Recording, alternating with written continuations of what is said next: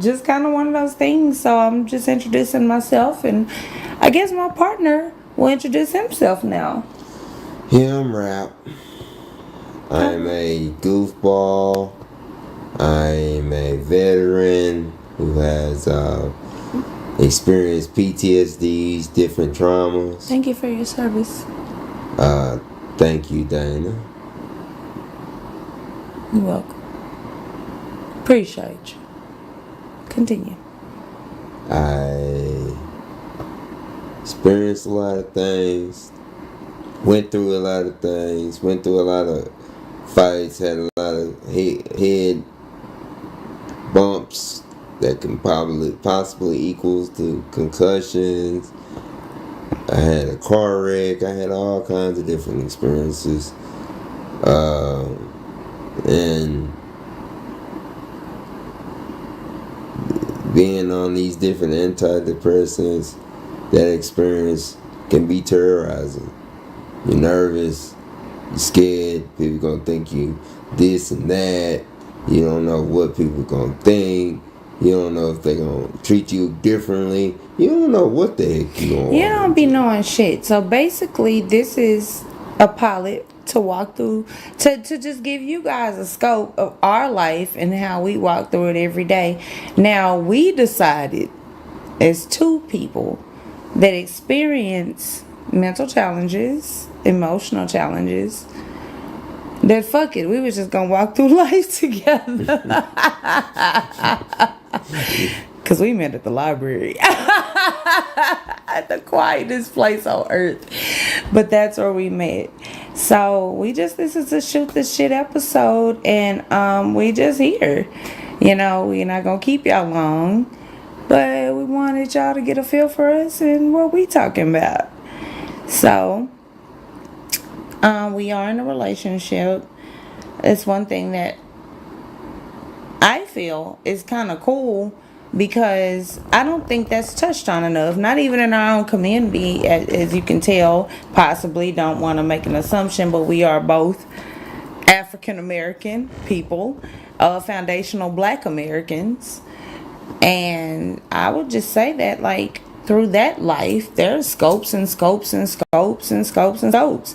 So there's a lot of intersections there, and I think what we're trying to do is we're just trying to, like, get through life together in that, and coping and dealing, because, you know, as long as you're living, if you believe in any kind of divine being, they ain't gonna never be through with you.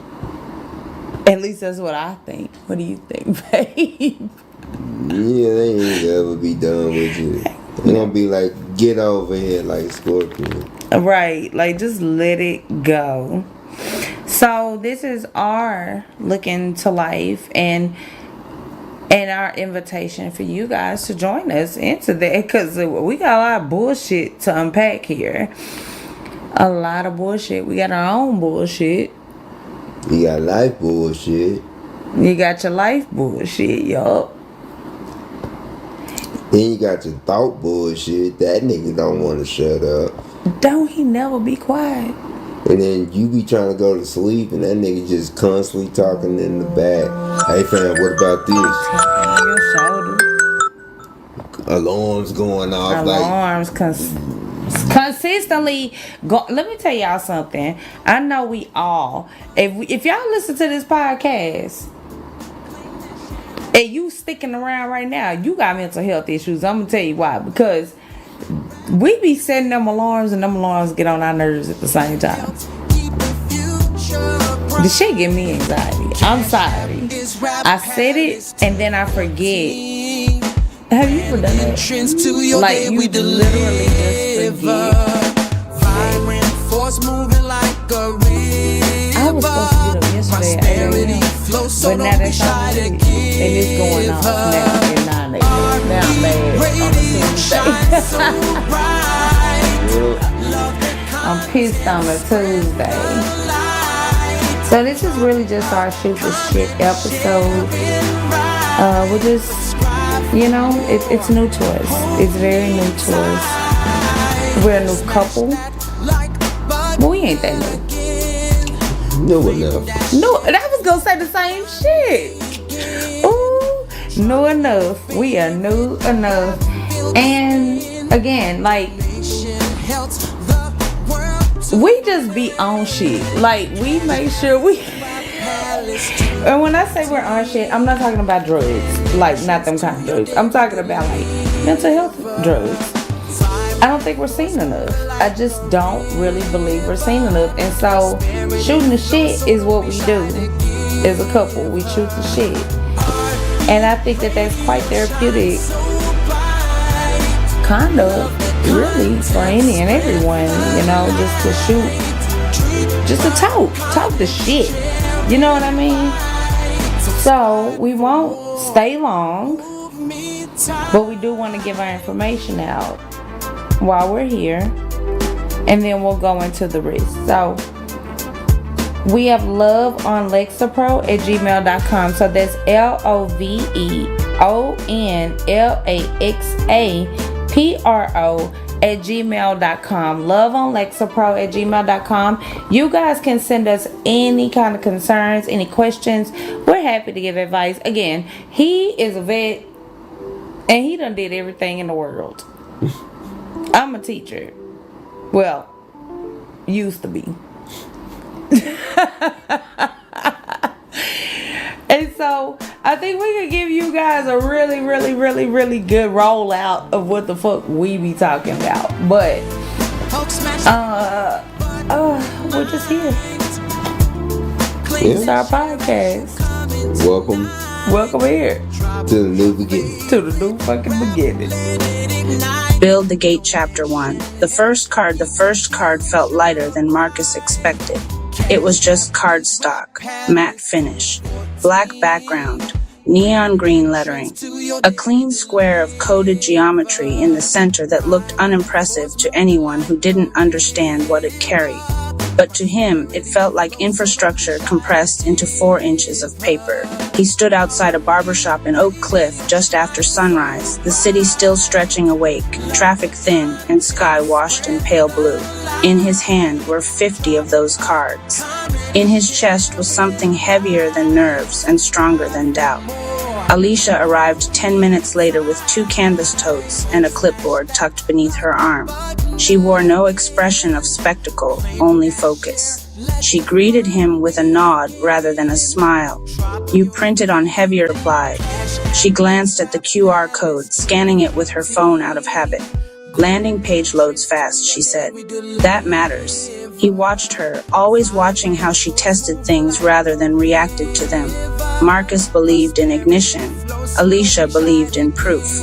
It was the first thing that had drawn him toward her, the way she never dismissed vision, but refused to romanticize it. The shop owner opened the door and propped it wide. The smell of antiseptic and aftershave drifted into the morning air. "Y'all ready?" he asked. Marcus stepped forward first. "We're not asking for donations," he said calmly. "Just registration. Every resident. Every business." The owner took a card, studied it, and shrugged. "If it helps the kids, I'll put it by the register."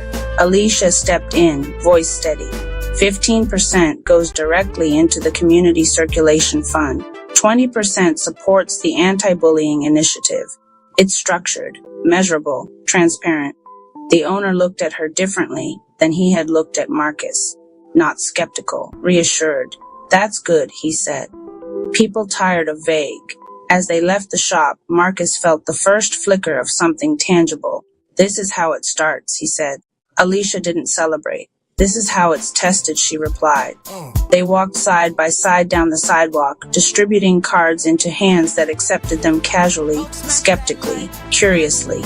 Most people nodded politely. A few scanned immediately. Some asked questions. Marcus answered from instinct, from belief. Alicia answered from structure, from documentation. And somewhere between those two approaches, trust began forming in strangers' eyes. By noon, they had placed cards in 3 barbershops, a church vestibule, and a family-owned cafe. Sweat clung to Marcus's collar. Alicia's clipboard was now filled with handwritten notes, questions people had asked, suggestions offered, concerns raised. "You write everything down," he said as they sat briefly on a bench near the Trinity River. I don't build from memory, she replied. I build from patterns. He studied her profile in the sunlight, the way her brow furrowed when she concentrated, the way she held silence without filling it unnecessarily. Do you think this works? He asked. She didn't answer immediately. It works, she said slowly, if participation becomes habit instead of hype. That's what I'm counting on. That's what you're hoping for, she corrected gently. He smiled. You stabilize me. She finally looked at him directly. You accelerate me. The river moved quietly below them, reflecting a skyline that seemed distant and enormous all at once. The city wasn't aware yet that something was shifting beneath it, that two people were walking its streets with coded invitations in their hands, asking for nothing more dramatic than commitment. Register, participate, align. Marcus felt something unfamiliar then, not just ambition, but responsibility. And not just toward the city, toward her. Because he realized something in that moment. If this failed, it would not just damage a model. It would bruise the fragile trust forming between them. Alicia stood first. We still have Deep Ellum, she said. He rose beside her. And Bishop Arts after. She adjusted the tote on her shoulder. One card at a time. He nodded. One card at a time. They walked back into the city together, unaware that by sunset, over 200 scans would register quietly in a dashboard neither of them had opened yet. They weren't chasing applause. They were building alignment. And though neither of them said it out loud, something else was forming between them, something slower than momentum and steadier than excitement. Not intensity, not fireworks, but the beginning of trust under pressure, the kind that lasts longer than ink on cardstock. Chapter 2. The dashboard. By the time they returned to the small office space they were renting off Jefferson Boulevard, the sun had shifted from gold to amber, washing the walls in a tired kind of light. The room wasn't impressive. 2 desks, a folding table, a whiteboard still smudged from earlier projections, but it carried the hum of something beginning. Marcus dropped the remaining stack of cards onto the table and reached immediately for his laptop. Alicia didn't sit. She removed her shoes first, lined them neatly beneath the desk, then pulled her clipboard close. She preferred to review notes before reviewing outcomes. Wait, she said calmly as Marcus opened the dashboard. He paused mid-click. For what? For context, she replied. We measure after we reflect. He exhaled but leaned back in his chair. They reviewed the day the way athletes replay film. Who asked the hardest questions? Which neighborhoods scanned immediately? Which business owners hesitated? What objections repeated? Trust, Alicia said quietly, flipping through her notes. That was the common theme. They'll trust it when they see numbers, Marcus replied. They'll trust it when they understand governance. He smiled faintly. You really don't let emotion lead anything, do you? She met his eyes evenly. Emotion builds momentum. Structure sustains it. The silence that followed wasn't heavy. It was thoughtful.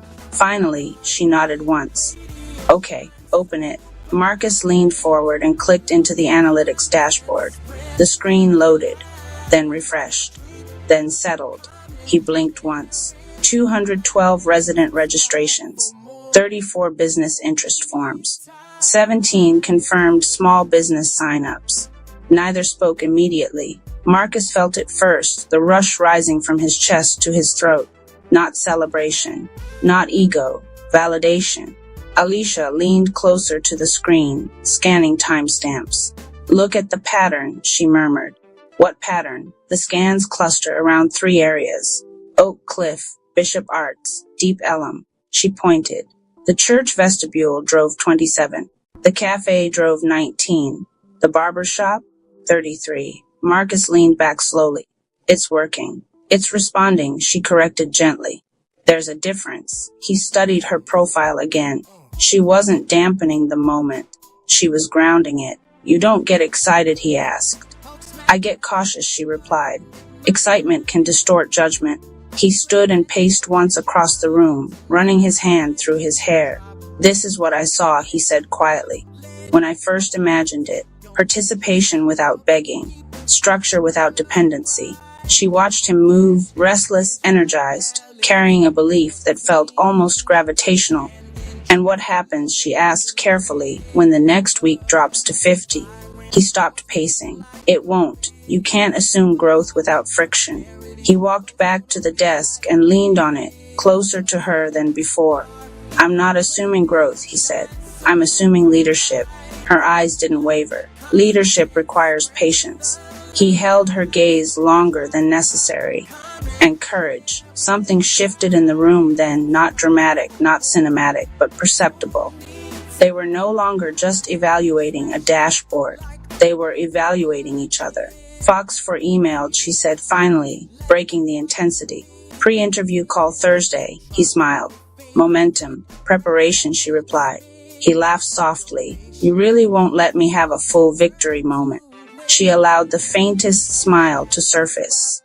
I will, she said, after we confirm retention metrics. He shook his head. You're unbelievable, and you're impulsive, but it balances. She didn't answer that immediately. Instead, she opened another tab and began reviewing the registration flow, click-through rates, drop-off points, confirmation emails. Her fingers moved quickly across the keyboard, disciplined and methodical. Marcus watched her quietly.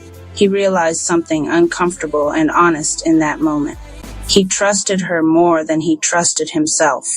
Not because he lacked confidence, but because she saw what he didn't slow down enough to notice. Alicia, he said more softly than before. She glanced up. If this grows fast, I mean really fast, are you ready for that? She held his gaze, measuring the question for what it actually carried. Are you asking about the movement, she said carefully, or about us? He didn't deflect. Both. The office felt smaller suddenly. Outside, traffic noise drifted faintly through the window. I don't fear growth, she said slowly. I fear instability. And if we stay aligned, then we can scale. He stepped closer, resting his hand lightly on the back of her chair. I won't outrun you, he said. Her expression softened, not romantically, but sincerely. And I won't hold you back. The dashboard refreshed automatically. 221 registrations. The number ticked upward by 9. Neither reacted outwardly this time. They simply looked at it together. Not as dreamer and auditor, not as ignition and guardrail, but as two people beginning to understand that what they were building in the city was also being built between them. Trust, like registration, accumulates quietly, one confirmation at a time. Chapter 3, Language Matters. The Fox 4 pre-interview call was scheduled for Thursday at 10:15 a.m., which meant by Wednesday night, the office felt less like a startup and more like a war room. Not chaotic, focused. Marcus stood at the whiteboard rewriting the headline for the third time. DFW's first community-controlled digital network. He circled it. Too abstract, he asked. Alicia sat at her desk reviewing the media brief she had formatted into clean bullet points. It's accurate, she said, but accuracy doesn't guarantee clarity. He capped the marker and turned toward her. What would you say? She didn't look up immediately. She finished a sentence, saved the document, then met his eyes. I would say this: residents and businesses register. A portion circulates back into anti-bullying and local development. Transparent oversight, measurable impact. He stared at her for a second. That's less poetic. It's more trustworthy. He walked back to the board and rewrote the headline slowly. Register, circulate, reinvest. He stepped back. She nodded once. Better. The difference between them wasn't about belief anymore. It was about translation. Marcus saw movements in emotion and energy. Alicia translated them into language institutions could respect. The dashboard had crossed 300 registrations overnight. He hadn't said it out loud, but he checked the numbers before brushing his teeth that morning. She noticed. You refresh too often, she said without accusation. You don't refresh enough, he countered. She almost smiled. I refresh strategically. He leaned against the desk. Do you ever just feel it? Feel what? That this is bigger than us.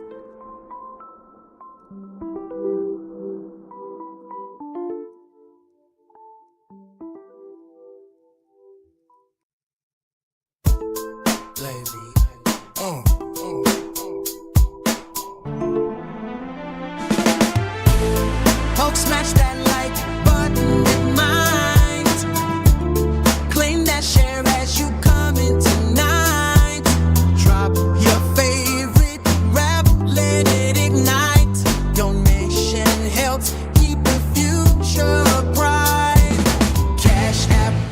Rap Palace 214. Grand entrance to your day, we deliver. Vibrant force moving like a river. Prosperity flows, so don't be shy to give her. RE Radio shines so bright. Love the content, spread the light. Drop a comment, share it right. Subscribe for more, hold me tight. Smash that like button again. Claim that share, let the fun begin. Drop your favorite rap, feel the spin. Donation helps the world to win. Cash App is Rap Palace 214. Grand entrance to your day, we deliver. Vibrant force moving like a river. Prosperity flows, so don't be shy to give her. RE Radio shines so bright. Love the content, spread the light. Treat the comments, sharing white. Subscribe for more, hold me tight.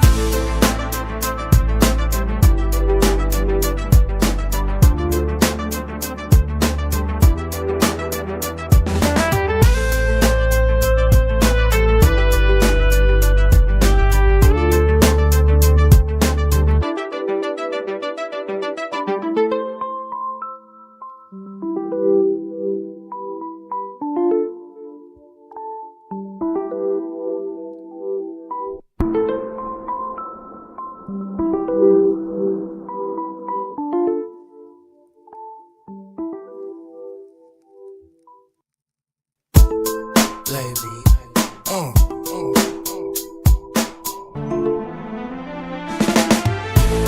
Folks, smash that like button with mind. Claim that share as you come in tonight. Drop your favorite rap, let it ignite. Donation helps keep the future bright. Cash App is Rap Palace 214. Grand entrance to your day, we deliver. Vibrant force moving like a river. Prosperity flows, so don't be shy to give her. RE Radio shines so bright. Love the content, spread the light. Drop a comment, share it right. Subscribe for more, hold me tight. Smash that like button again. Claim that share, let the fun begin. Drop your favorite rap, feel the spin. Donation helps the world to win. Cash App is Rap Palace 214. Grand entrance to your day, we deliver. Vibrant force moving like a river. Prosperity flows, so don't be shy to give her. RE Radio shines so bright. Love the content, spread the light. Treat the comments, sharing white. Subscribe for more, hold me tight.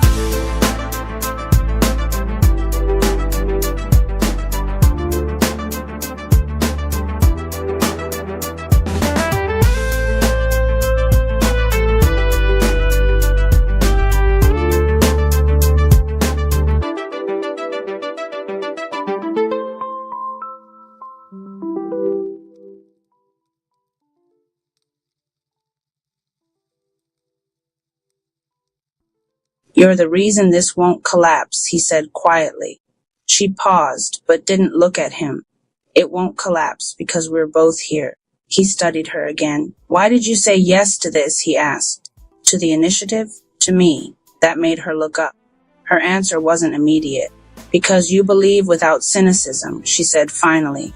And that's rare. He held that the Quiet Frequency Council of Greg's Chapter 1, Heat Index the summer the city began charging extra for ice, said, best value window for hydration supplies. 3:10, 3:24 p.m. Morrow lived in most pockets and half the walls in Caldwell by then. It booked dentist appointments, negotiated internet bills, filed school excuses, ordered groceries, screened job applicants, and whispered apologies in 12 languages for men who had forgotten anniversaries. If you let it, it could turn the errand of being alive into one long automated shrug. Now it was teaching people to time their thirst. Outside, Marrow Street softened in the heat. Bus tires hissed at the curb like they were angry to still be working. The river at the end of the block looked thick and metallic, the color of a battery left too long in the rain. In the corner of every public display, pharmacy window, train kiosk, bank ATM, the city's new Civic Pulse icon glowed from green to amber and back again, measuring the mood of Caldwell as though the whole place were one anxious patient under observation. At the switchyard, I unlocked the door at 10 and taped up the same handwritten sign I had used all week. Cold water, if you ask, no app necessary. The switchyard was what happens when a burnt-out trend forecaster inherits too many records, too many books, and not enough good sense. We sold second-hand paperbacks, stationery, repaired turntables, blank notebooks, fountain pen ink, postage stamps, and records that sounded better with dust in their grooves.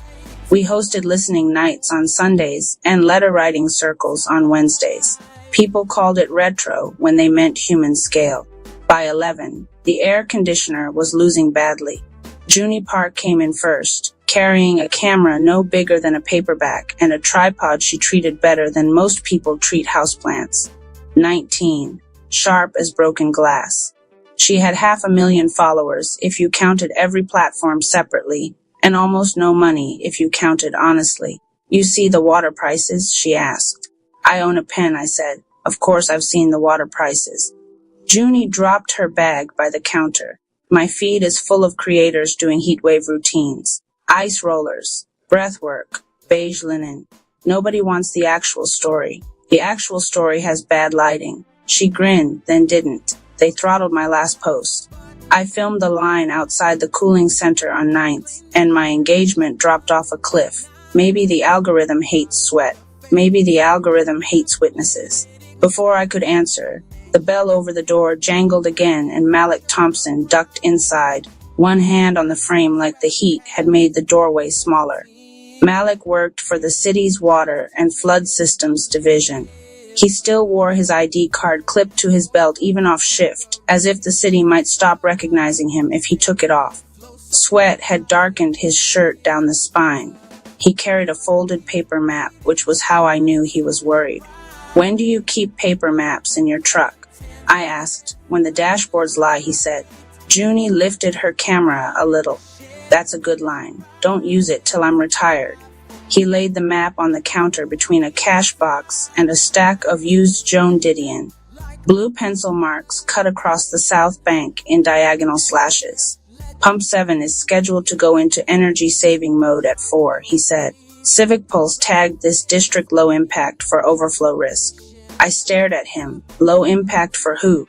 He gave me the look mechanics give people who already know the answer and are asking because they want to hear someone else say it.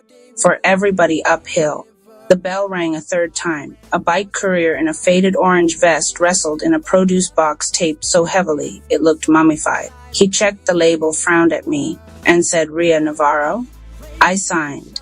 The return address was from a probate office across town. Inside were 745s, a reel-to-reel spool, and an envelope with my name written in block capitals I recognized immediately. Mara Soul had once sat across from me at Pulse House for 2 years and taught me to see panic before it made the headlines. 3 months ago, she had died in what the papers called a transit accident and what everyone who knew the city understood as a sentence too vague to fight with. I slit the envelope open with my thumbnail. There was one card inside. You were right.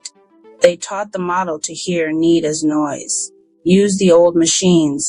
The room seemed to get hotter all at once. Malik looked from the card to my face. What is that? I touched the edge of the reel, then the worn paper sleeves of the singles beneath it.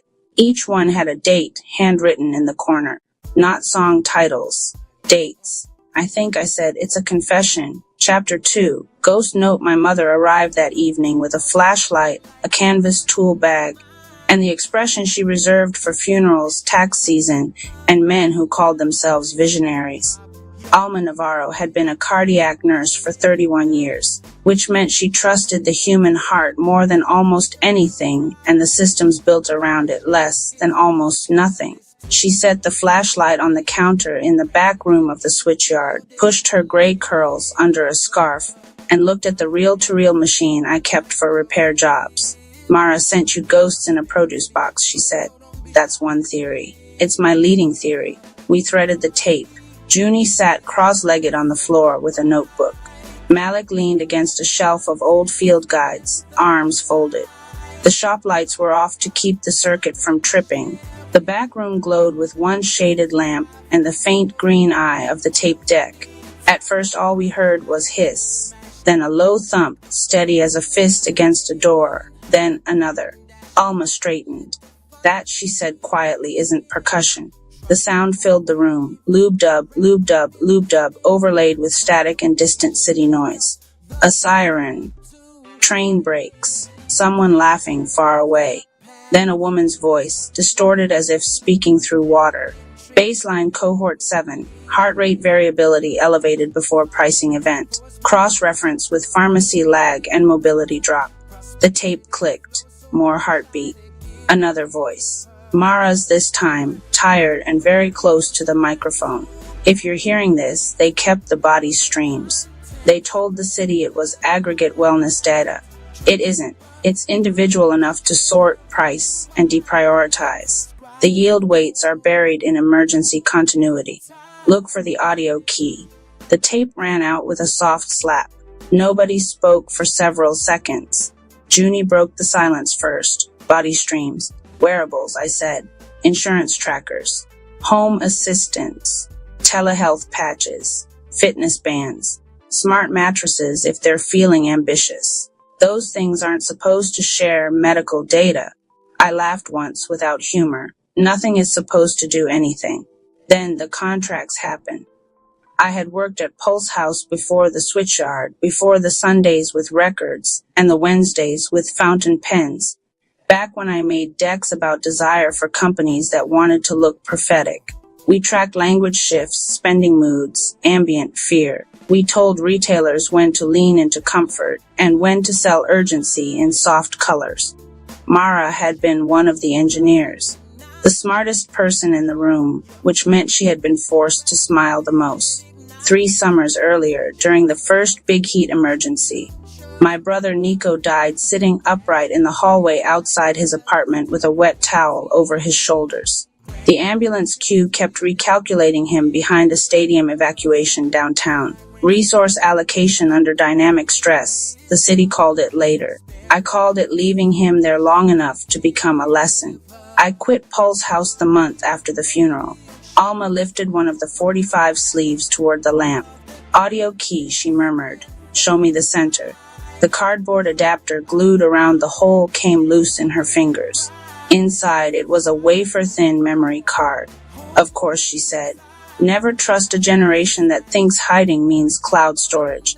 The files on the card opened only on my old offline laptop, the one I had kept because it couldn't hear me and therefore felt polite. A directory appeared.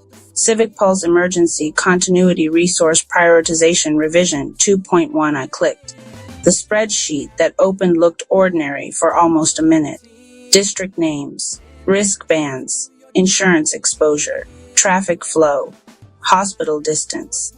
Then the hidden columns bloom. Revenue stability, weight, consumer recovery probability, behavioral compliance index, ambient distress, load, strategic asset preservation, South Bank. My district, Malik's district, Junie's district, my mother's district.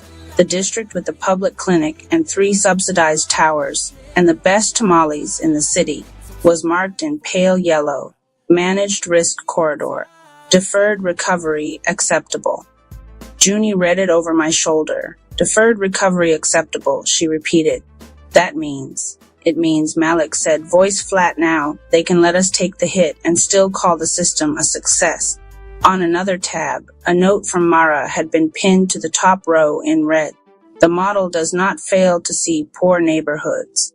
It sees them clearly. That is the problem. Outside, thunder grumbled somewhere upriver, Chapter 3. Civicville City Hall smelled like citrus cleanser, chilled air, and money trying to appear public-minded. The Civic Pulse launch event had free coffee, translucent name badges, and a wall-sized screen showing a live map of Caldwell breathing in pastel colors.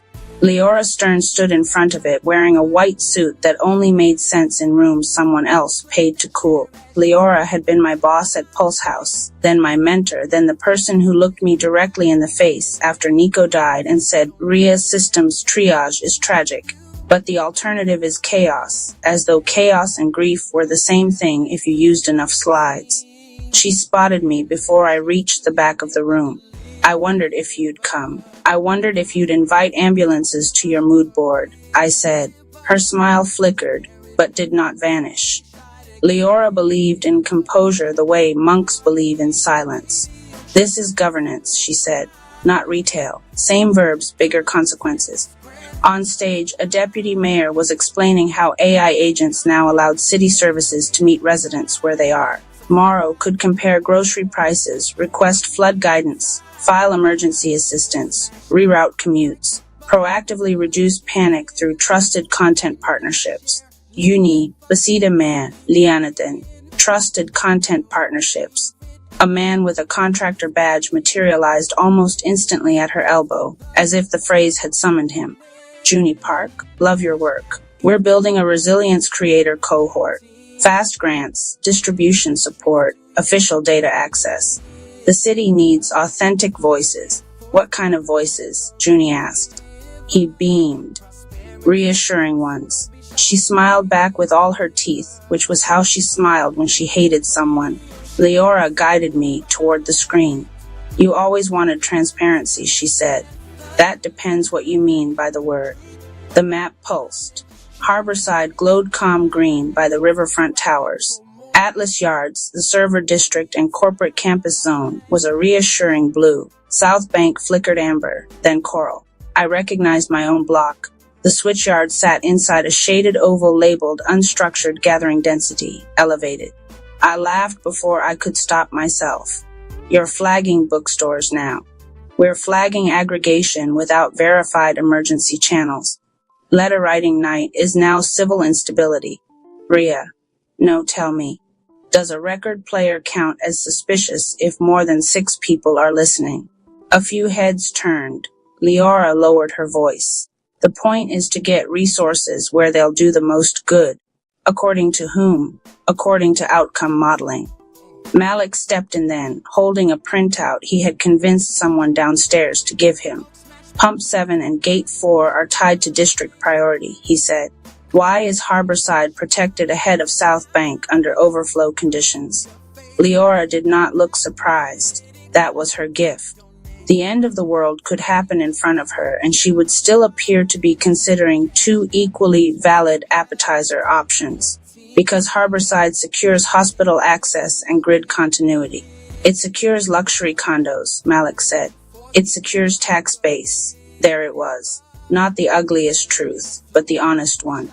Across the room, the deputy mayor announced a new feature, Civic Pulse Comline, creator-led public communication designed to reduce misinformation during emergencies. On the screen, cheerful faces appeared in Tiles Cook's fitness coaches, a meteorologist with dazzling teeth, a gaming streamer known for crying beautifully on cue. Junie stared at them. They're turning half the city into mood furniture. Leora turned back to me. You still know this work. Help me keep it from being misused. I almost admired her for saying it with a straight face. You sold my city a feeling, I said. Then you built a dashboard around it and called it care. Leora's answer came quick, almost sharp. No, I built a forecast. Care is what humans do with it. Thunder rattled the glass overhead. Then every phone in the room lit up at once. Severe storm cell forming west of city. Adaptive risk protocols initiated on the big screen. South Bank darkened. Chapter 4. Hard rain. The first drops hit like thrown pebbles. By the time we reached Marrow Street, the sky had gone from white to gunmetal, and the air felt less like weather than a grudge finally finding words. People moved fast, heads down, guided by whatever their agents were telling them. That turned out to be several different things. Mrs. Benavides from the bakery got one alert telling her to shelter in place, and another telling her to evacuate early for surge routing. The pharmacy received a delivery cancellation because road risk had temporarily repriced. A family from Tower 3 showed Junie a premium assistance screen that offered live evac support for an extra monthly fee. Somebody else's Mora was calmly suggesting they buy storm candles at a 42% markup before local inventory tightened. The same model, Junie said, filming screens as we walked. Different endings depending on what you can pay. The rain thickened. Sirens braided in the distance. At the switchyard, the ceiling already clicked with leaks. I locked the front door and turned the sign to closed, though 3 people knocked anyway to ask if they could wait out the worst of it. I let them in. Malik spread the pump diagrams on the listening table. Harborside's flood barriers auto-deploy in 90 minutes, he said. When they do, pressure pushes south. If Gate 4 stays closed and Pump 7 throttles down, South Bank takes it. How bad? He did not answer. That was answer enough. I opened Mara's files again. Buried in a folder labeled Archive Tests was a transit map marked with an address in the old warehouse district, Bell Archive. Once a local radio station, now officially condemned, which in Caldwell meant valuable enough to ignore until someone rich had an idea for it. Mara had left one line in the metadata. If they erase me, the full proof is at Bell. Bring paper. Cloud will betray you. We're going, I said. In this, my mother asked. In this because of this. Alma put on her raincoat without another word. Junie checked batteries. Malik grabbed a crowbar from his truck. I emptied the cash drawer into a lockbox, turned off the breaker, and looked once at the rows of books, the bins of records, the wall of handwritten letters people had left over the years. Letters to dead parents, to ex-lovers, to younger selves, to cities that had failed them and cities they still loved anyway. Then I remembered Nico sitting in that hot hallway with a towel around his neck, while a system calculated the value of reaching him. Lock it, I said. The rain slapped at us all the way to Bell Archive, Chapter 5. The model Bell Archive smelled like wet concrete, old dust, and magnetic tape. Malik pried the side door open with the crowbar. Junie swept her flashlight over rusted shelving, busted console boards, and boxes collapsing under the weight of damp paper. Somewhere in the building, water dripped with the maddening patience of something that knew it would outlast us. This is where she hid it, Junie whispered. This is where people used to keep things before they trusted terms of service, Alma said. In the former control room, behind a wall of warped acoustic panels, we found 3 metal cabinets chained together. The padlock had already been cut. For one awful second, I thought we were too late. Then I saw Mara's handwriting inside the first drawer. Ria, if you made it here, they haven't won yet.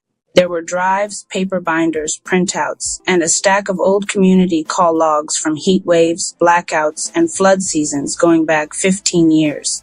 Handwritten welfare checks, church van routes, library cooling room rosters, pharmacy volunteers, informal childcare lists, neighbors with spare generators, rooftops marked safe for pigeons and people alike. Junie held up one binder. This isn't just evidence. No, I said. It's a competing reality. On the biggest drive was Mara's real project, not Civic Pulse. Commonade her notes were concise and furious. Official model overweights spending continuity and tax preservation. Underweights mutual aid capacity, neighborhood redundancy, informal care networks, and trust density. Result, districts with high poverty and high solidarity are misread as unstable instead of resilient. They do not just extract from vulnerable neighborhoods. They misunderstand them on purpose because understanding would require redistribution. Malik let out a long breath through his nose. She proved South Bank survives because of each other, not because of them. And that makes us inconvenient, I said. Further down in a folder called Body License was the part that made me sit down. Insurance partnerships, wellness app brokers, consent bundles hidden inside discount programs, pulse variability, sleep disruption, voice stress markers from smart assistants, household temperature shifts, purchase hesitation, search urgency, all fed, stripped of names, then reassembled into block-level predictions so fine-grained they might as well have been biographies. Junie stared at the screen. They mined our panic. I shook my head. They mined our bodies. A comment thread attached to the emergency model froze all of us in place. One executive asked whether South Bank's recovery assumptions could be adjusted upward because neighborhood self-organization often produced unexpected stabilization. A reply came from someone higher up. Do not normalize volunteer behavior into planning baseline. Mutual aid creates false positives and weakens premium service segmentation. Alma made a sound I had only ever heard from her once before in the ICU when a family had been told the wrong time. False positives, she said. Imagine calling kindness a statistical error. Junie looked from the screen to me. If we post this, the platforms will bury it. Not if we don't post it alone, I said. She understood immediately. Creators, neighborhood newsletters, pirate streamers, church text trees, school listservs, group chats, the old radio hobbyists who kept mesh nodes on rooftops for fun and paranoia. Fragmented attention had a weakness. It scattered authority, too. Mara had printed one final note and taped it to the monitor with yellowing cellophane. The system's greatest weakness is that it confuses visibility with legitimacy. Make them watch. Lightning flashed blue through the broken windows. Then the whole building went dark. Chapter 6. Blackout choir by the time we got back to the switchyard. The power was gone across half the district. The storm had knocked the city into one of those old-fashioned silences that only happen when enough machines stop at once. No compressor hum, no traffic lights. No ad screens, just rain, wind, sirens, voices, and from somewhere down the block, a baby crying with unwavering commitment. People were waiting under our awning with backpacks, grocery bags, one bird cage, and the specific look human beings get when they have realized help may not be coming in a format they recognize. So we opened. The back room became medicine storage. The fiction shelves became a seating line for elders. Junie rigged 2 battery packs to a projector and aimed it at the wall above the essays section. Malik biked to the public clinic and back 3 times with coolers of insulin and paper intake forms. My mother commandeered the listening table and turned it into a triage station with a blood pressure cuff she seemed to have materialized from thin air. I tore butcher paper into 3 strips and taped them to the wall. Need have checked today at first, the notes went up in neat handwriting. Need charger for oxygen concentrator. Have dry blankets, apartment 3B. Check on Mr. Alvarez, can't hear well, tower 2. Have 2 fans if someone has extension cord. Then the room filled and neatness lost its little war against urgency. Children carried messages between shelves like runners in some very literate emergency. A barber from down the block fixed a hand crank radio with a fork. The bakery sent over bread before their freezer failed. Someone found candles. Someone else found matches. A teenager with silver eye makeup admitted he had never written a letter before, and then sat at the stationery table, composing 3 in a row, one to his grandmother upstairs because she was too angry to speak to him directly. Junie crouched by the projector, routing Bell archive files through a ragged little network of rooftop nodes. No major platform logo, no soft moderation, just a bare feed with evidence, maps, clips, and instructions on how to mirror it farther. This is going everywhere strange, she said. Good, I said. Your mother is trending on 6 neighborhood servers. Alma did not look up. Tell the servers to wash their hands. Near midnight, when the rain eased for almost 10 minutes, somebody asked if we could play music. I hesitated. Power was rationed. Batteries mattered. Then Malik, dripping on the mat with a crate of bottled water slung over one shoulder, said, "Play one." So I put on a record with the hand-powered backup turntable. An old soul album, warm brass, slow drums, a voice rough enough to trust. The room changed. Not healed, not saved. Changed. People started breathing in time with something other than their own fear. Alma sat beside me for the length of the second song. "You know what a healthy heart does?" she asked. "Mostly inconveniences cardiologists." She smiled. "A healthy heart answers. It speeds up, slows down, adjusts. It doesn't optimize. It responds." Across the room, Junie was showing two kids how to tape pages over the windows in case the glass blew. Malik bent over the knead wall with a marker between his teeth, tying delivery routes together by hand. An old man I only knew as Mr. Klein was teaching three strangers how to siphon rainwater into clean buckets. Nothing in Civic Pulse would have called this premium service.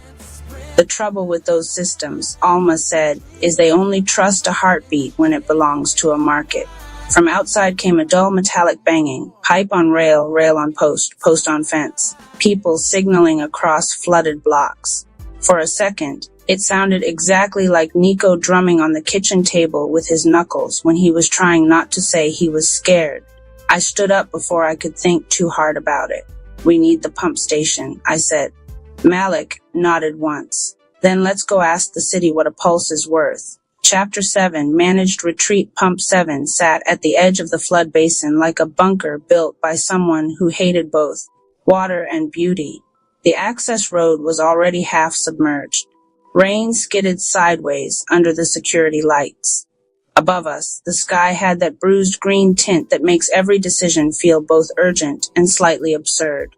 We weren't alone. By the time we got there, 30 people from South Bank had arrived with flashlights, bikes, carts, a church van, 2 dogs in reflective harnesses, and 3 homemade signs made from torn cardboard. Junie's feed, mirrored now on neighborhood nodes all over the city, had done its work. People had seen the documents. They had seen the district labels. They had seen the line about deferred recovery being acceptable. It is a beautiful and terrible thing, how fast a crowd can become precise when it realizes the paperwork has already decided it's suffering. A city utility truck blocked the lower gate. 2 security contractors stood under the awning, trying to look like weatherproof authority. Then a sedan pulled up behind them and Leora Stern stepped out into the rain.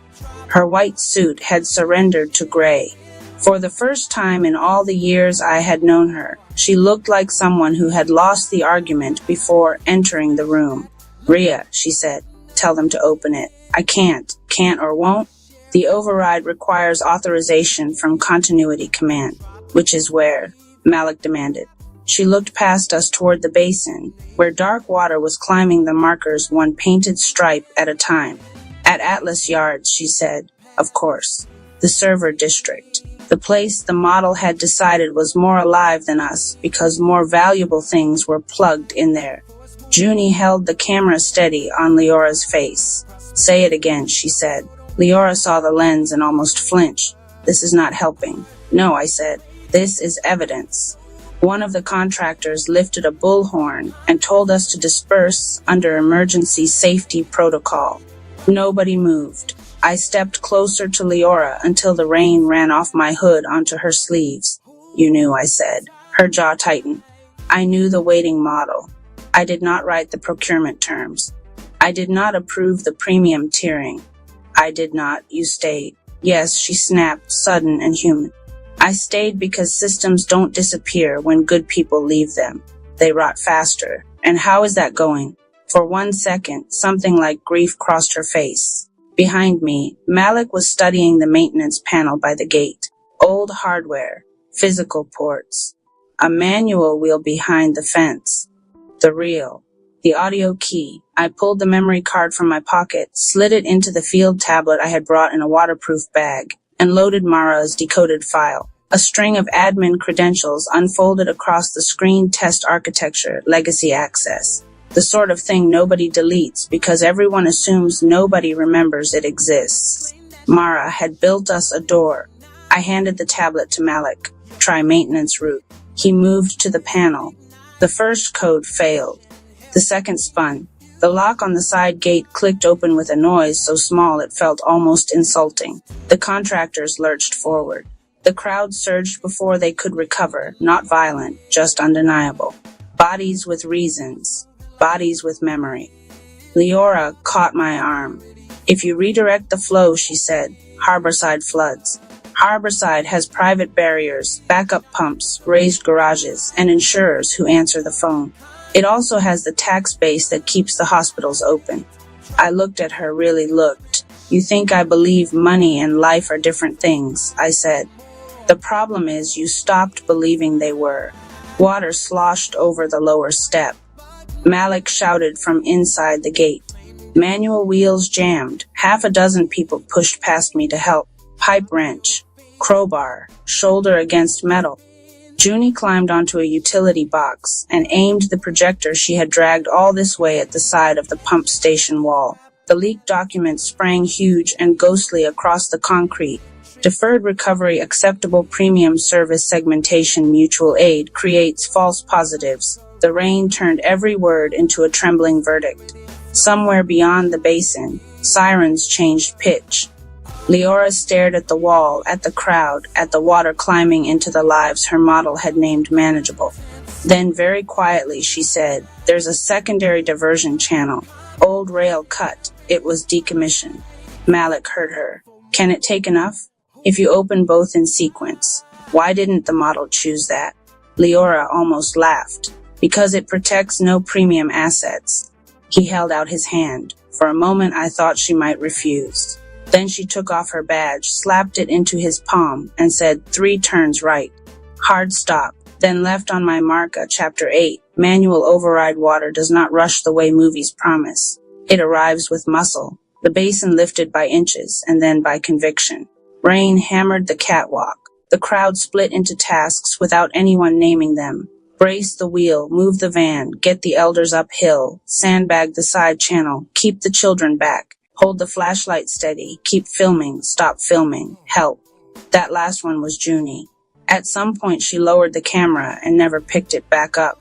Malik and 3 utility workers, actual city workers, now not contractors, leaned into the manual wheel until their backs looked like ropes. On the second turn something metal screamed. On the third it gave, and a wall of black water shuddered through the first gate toward the old rail cut Leora had identified. For one raw second nobody cheered because nobody trusted relief yet. Then the diversion channel caught. Not enough, but enough to matter.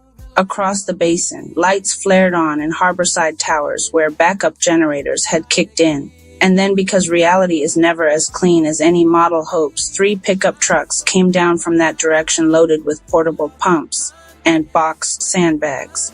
People jumped out in rain slickers, so expensive I almost resented them on sight. One of them shouted, We saw the feed. Where do you need us? Malik pointed without looking up.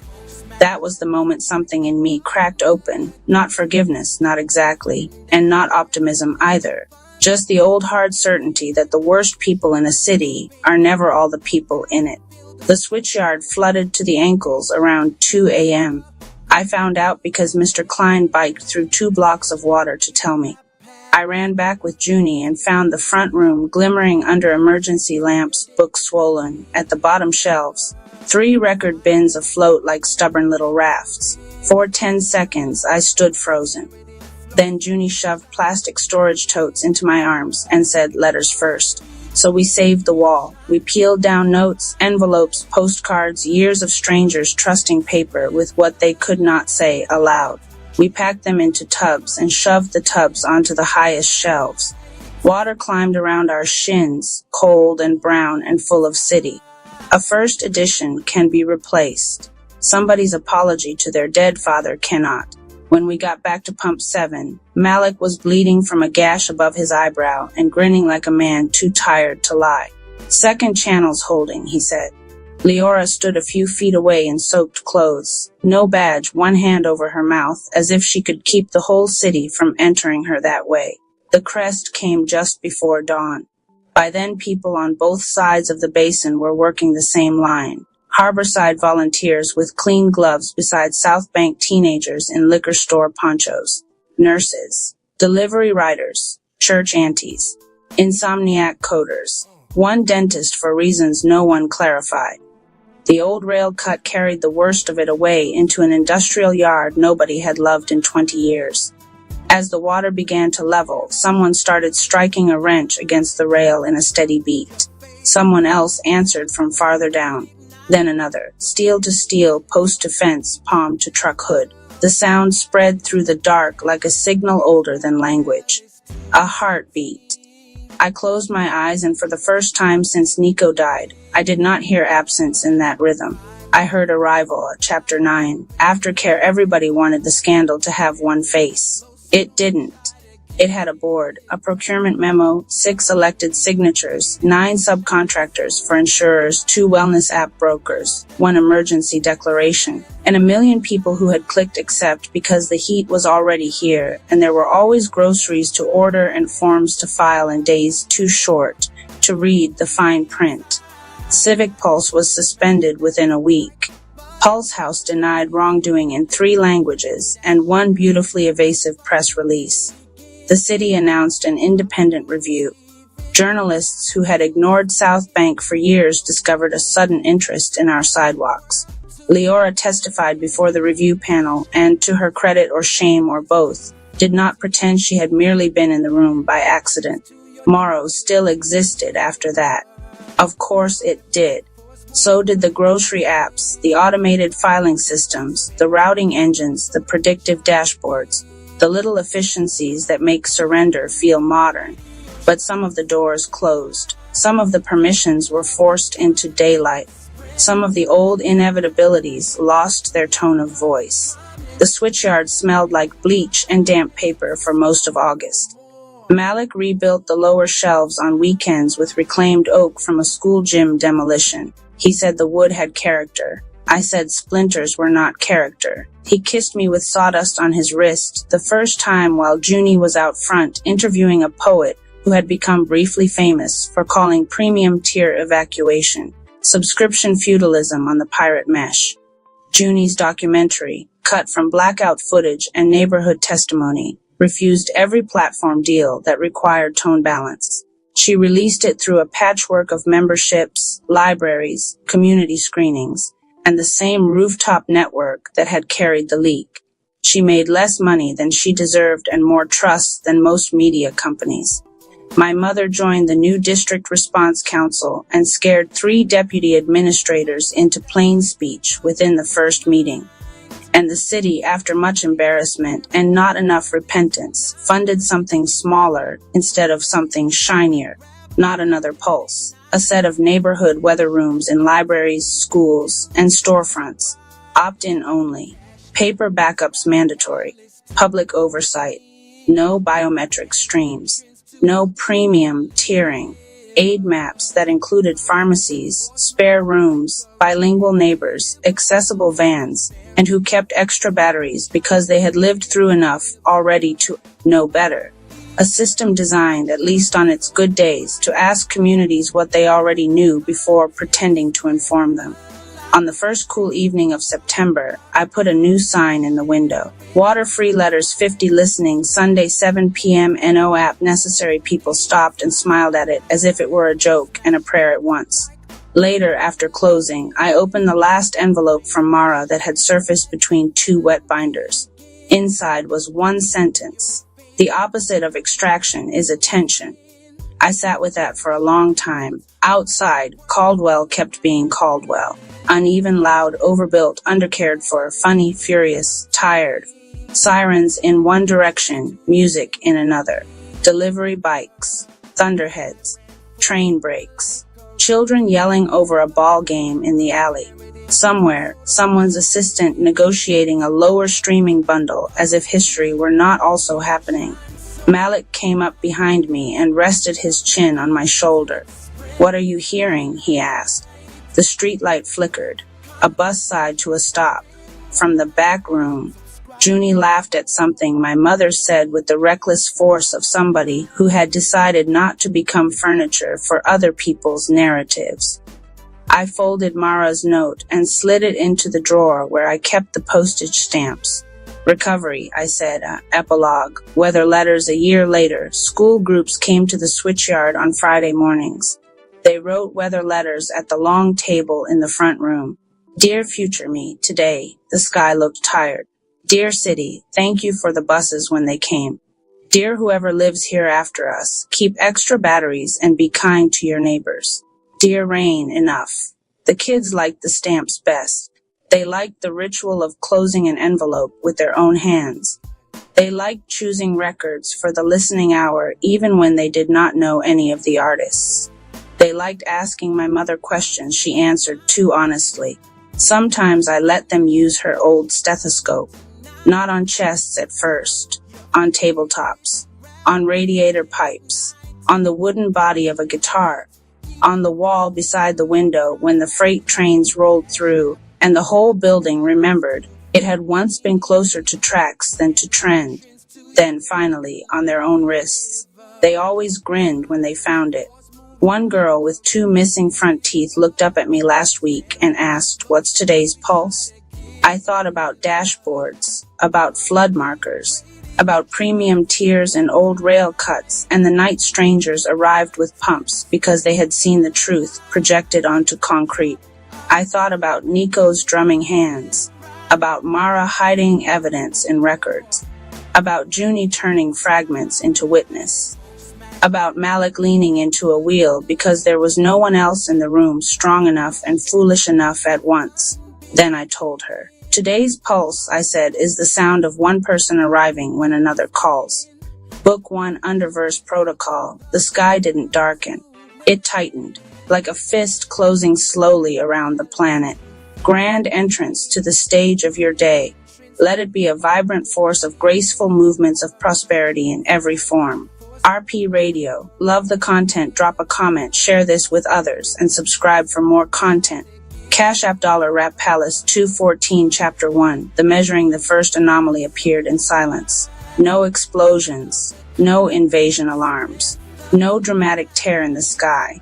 Just a subtle distortion in gravity, so slight that only those disciplined enough to feel their own breath noticed it. Civil Surfer Rap did. He was standing at the highest terrace of the Rap Palace when his knees bent an inch without him commanding them to. He didn't resist. He leaned into it. Something's pulling, he said softly.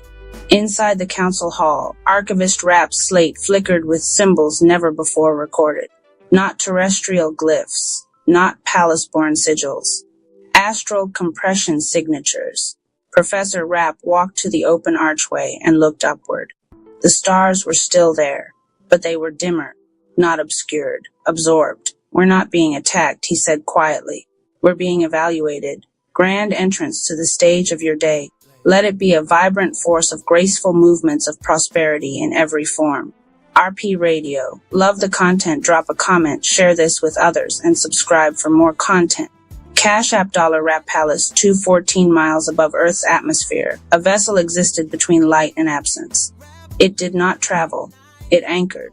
Its hull was not metallic. It was matte void, devouring radiation and returning nothing.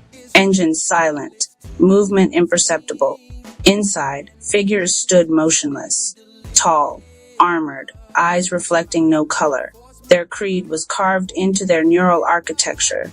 Only what survives pressure deserves continuity. They had detected something rare. A planetary zone of stabilization.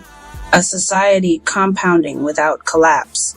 A leader correcting himself instead of conquering others. This was not common. It demanded testing. Grand entrance to the stage of your day. Let it be a vibrant force of graceful movements of prosperity in every form. RP Radio. Love the content. Drop a comment, share this with others, and subscribe for more content. Cash App Dollar Rap Palace 214 back at the palace. Nexa Rap felt it as contraction. She clutched her sternum, breath shortening.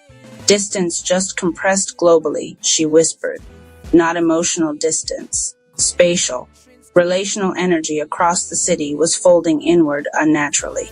Mama Ama Rap steadied her. That's not human, she said. No, Nexa replied. It's architectural. Grand entrance to the stage of your day. Let it be a vibrant force of graceful movements of prosperity in every form.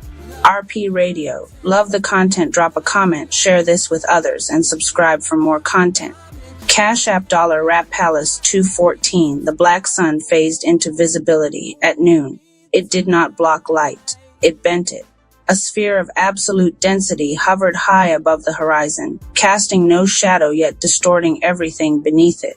Panic spread instantly across the city. Phones failed. Compasses spun. Birds fell silent mid-flight. The underverse had arrived. Grand entrance to the stage of your day. Let it be a vibrant force of graceful movements of prosperity in every form. RP Radio. Love the content. Drop a comment, share this with others, and subscribe for more content. Cash App Dollar Rap Palace 214. The first emissary did not descend in flames. It stepped downward through gravity, like it was stepping downstairs. When its boots touched stone at the palace gate, frost formed instantly around the contact points. Not ice. Absence of thermal exchange. It looked at Anonymous Cherry without hostility, without urgency. Identify command authority. Its voice was gravitational, less heard than felt. Anonymous stepped forward. We govern through discipline, he replied. The emissary tilted its head. Discipline is unstable under existential compression. Professor Rapp whispered behind him, they're not conquerors. Archivist Rapp finished the thought. They're auditors. Grand entrance to the stage of your day. Let it be a vibrant force of graceful movements of prosperity in every form. RP Radio. Love the content. Drop a comment, share this with others, and subscribe for more content. Cash App Dollar Rap Palace 214. Without warning, the suppression field activated. Gravity tripled. The entire terrace cracked. Windows shattered outward. Citizens dropped to their knees across the city as lungs struggled under invisible weight. Snake Chi surged instinctively inside Anonymous, purple aura flaring. He held it. Not yet. The emissary watched carefully. Reactive, it observed. Expected. Grand entrance to the stage of your day. Let it be a vibrant force of graceful movements of prosperity in every form. RP Radio. Love the content. Drop a comment, share this with others, and subscribe for more content. Cash App Dollar Rap Palace 214. Civil Surfer Rap bent into the weight instead of pushing against it. His spine aligned. His breath slowed. Mama Ama Rap dropped her center of gravity deeper, grounding through the stone. Professor Rapp silenced his mental counterarguments. Archivist Rapp stopped recording.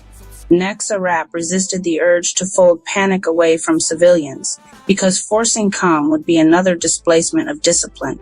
They did nothing, and in doing nothing, the field destabilized. The emissary's eyes flickered faintly. Interesting. Grand entrance to the stage of your day. Let it be a vibrant force of graceful movements of prosperity in every form. RP Radio. Love the content. Drop a comment, share this with others, and subscribe for more content. Cash App Dollar Rap Palace 214. The second wave came physically. From the black sun, a formation descended. An entire legion of underverse soldiers, armor dark as collapsed stars, blades made from condensed vacuum. They moved in perfect synchronization. No shouting, no chaos, only structure. This was not invasion. This was filtration. Grand entrance to the stage of your day. Let it be a vibrant force of graceful movements of prosperity in every form.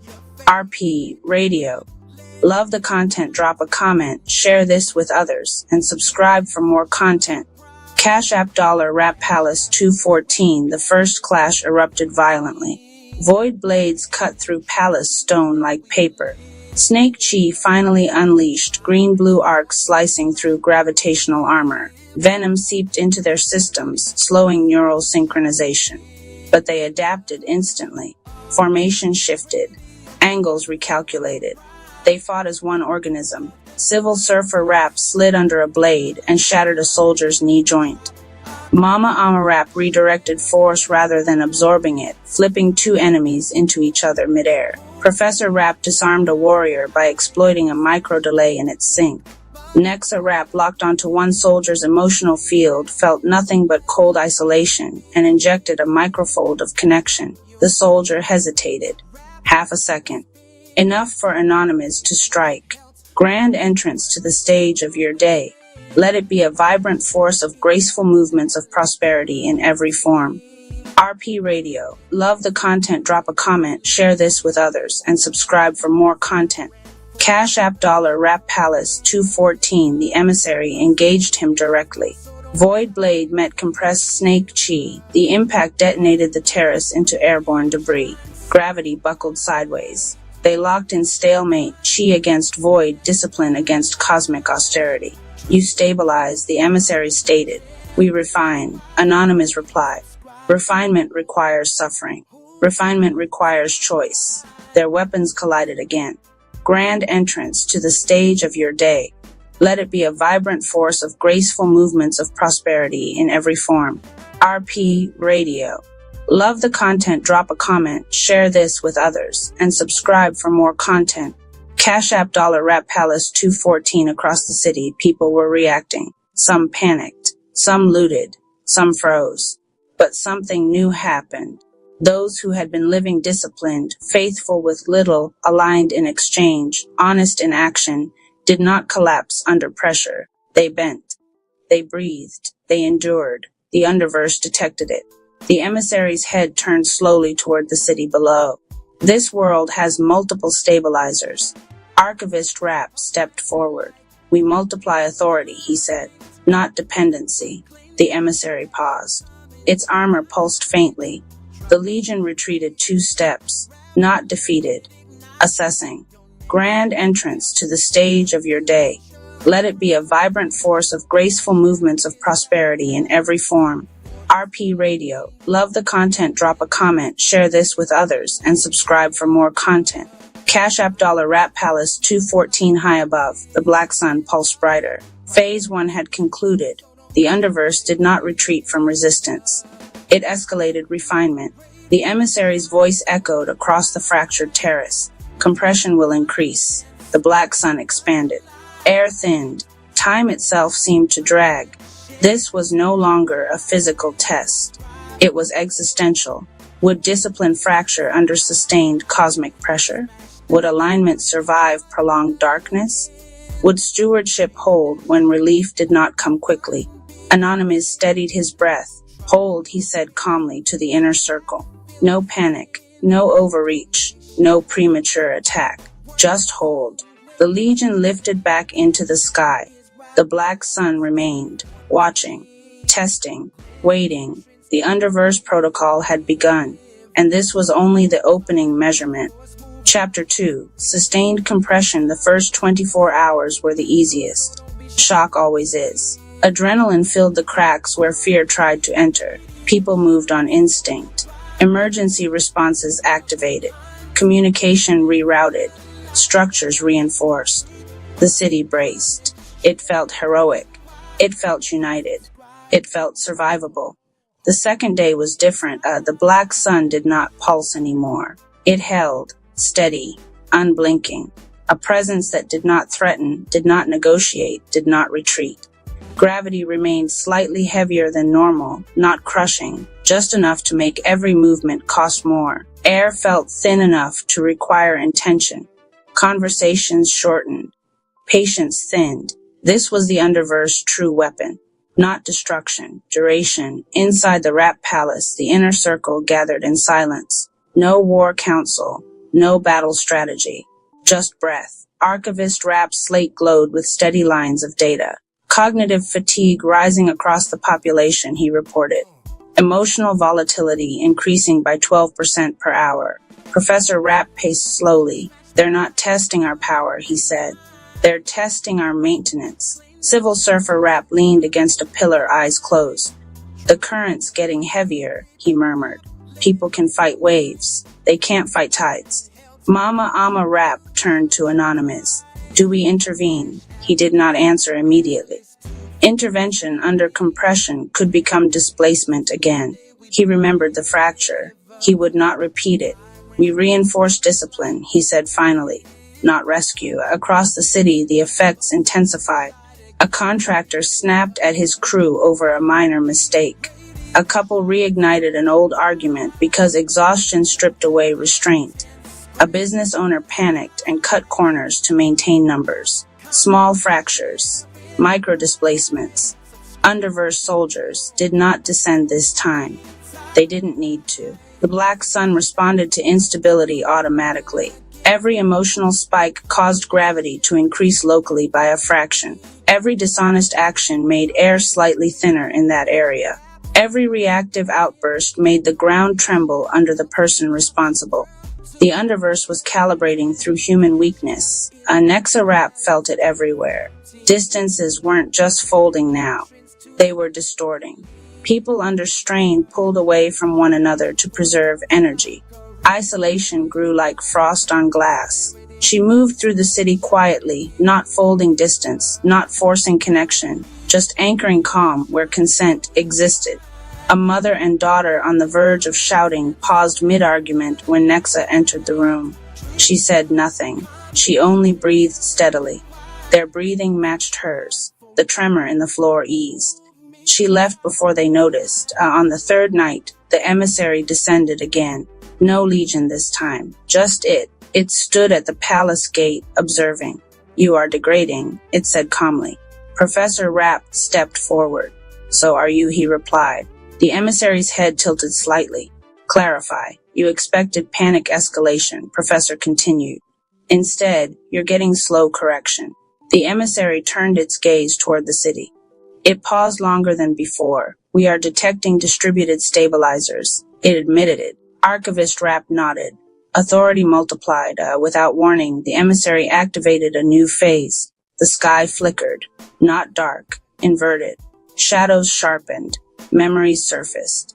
Across the city, people were confronted not with physical pressure, but with unresolved personal fractures.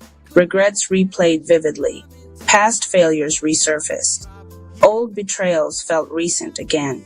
This was not gravity. This was psychological compression. Nexa-Rap staggered. "They're mining unresolved necroplasm," she whispered.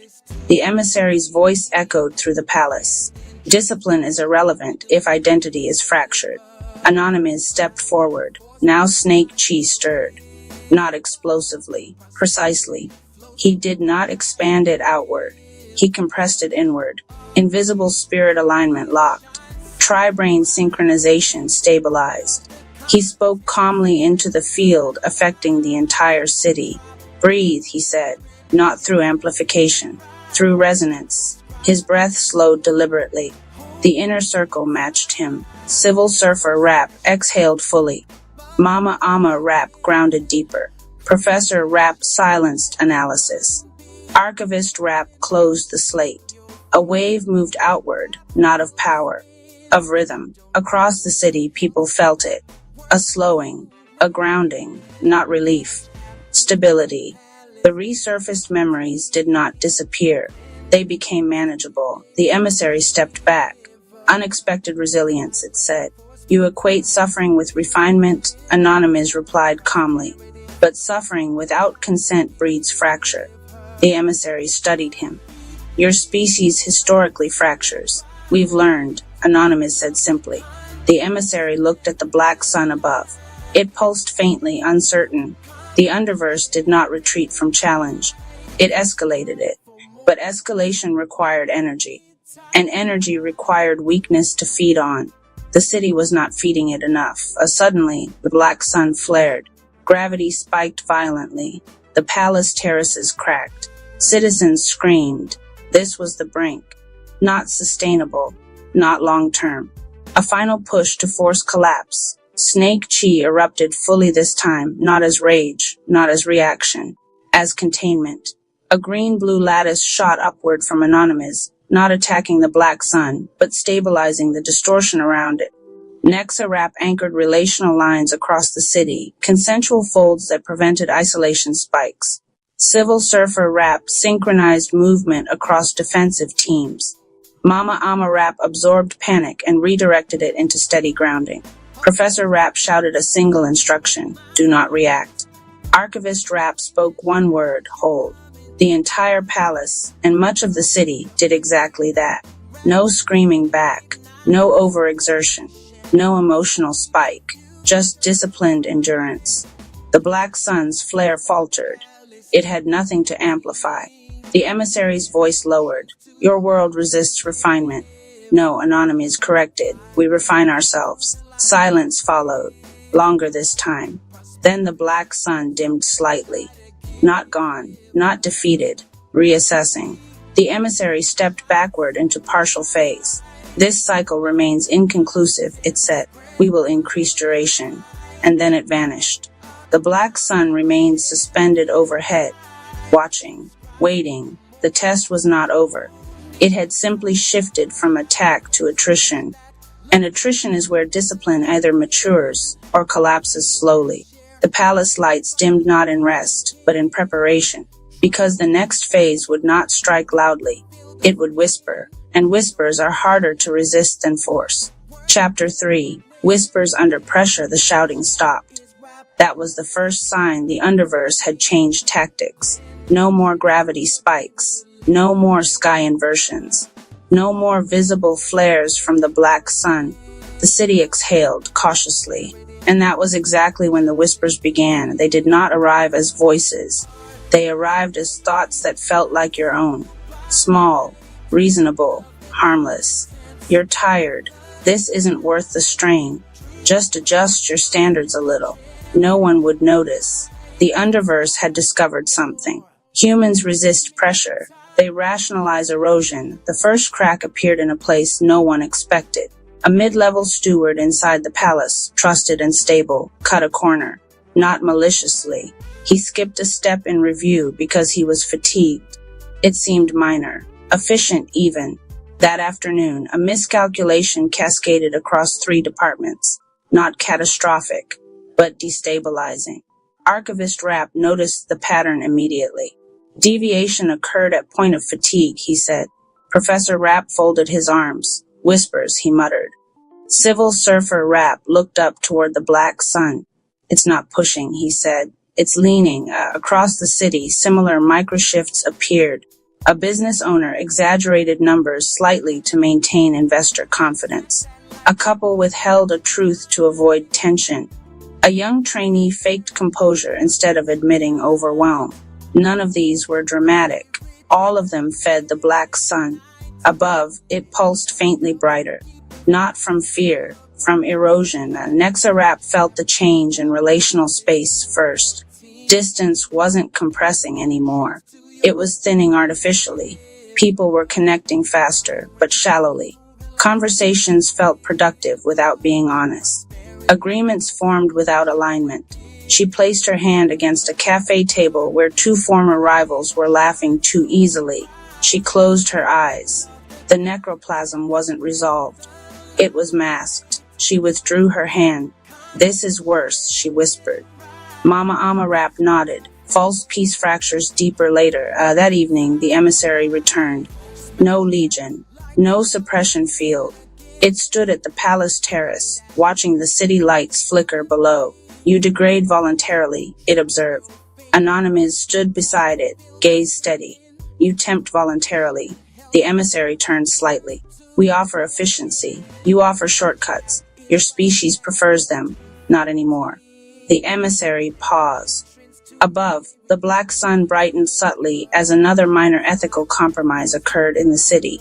The emissary gestured toward it. Evidence. Anonymous did not flinch. Measurement. The Underverse changed the battlefield again. That night, dreams across the city intensified. Not nightmares. Temptations. Alternate futures where effort was unnecessary. Where wealth arrived instantly. Where relationships healed without vulnerability. Where discipline was optional. People woke unsettled, not because the dreams were dark, because they were attractive. Inside the palace, Professor Rapp called the inner circle together. This is cognitive infiltration, he said. Not forced seduction. Civil Surfer Rapp nodded slowly. They're offering relief without growth. Archivist Rapp added, compliance probability increasing under prolonged duration. Mama Rapp looked at Anonymous. This is the real test, she said. He knew. Discipline under attack is obvious. Discipline under invitation is dangerous. The next morning, Anonymous did something unexpected.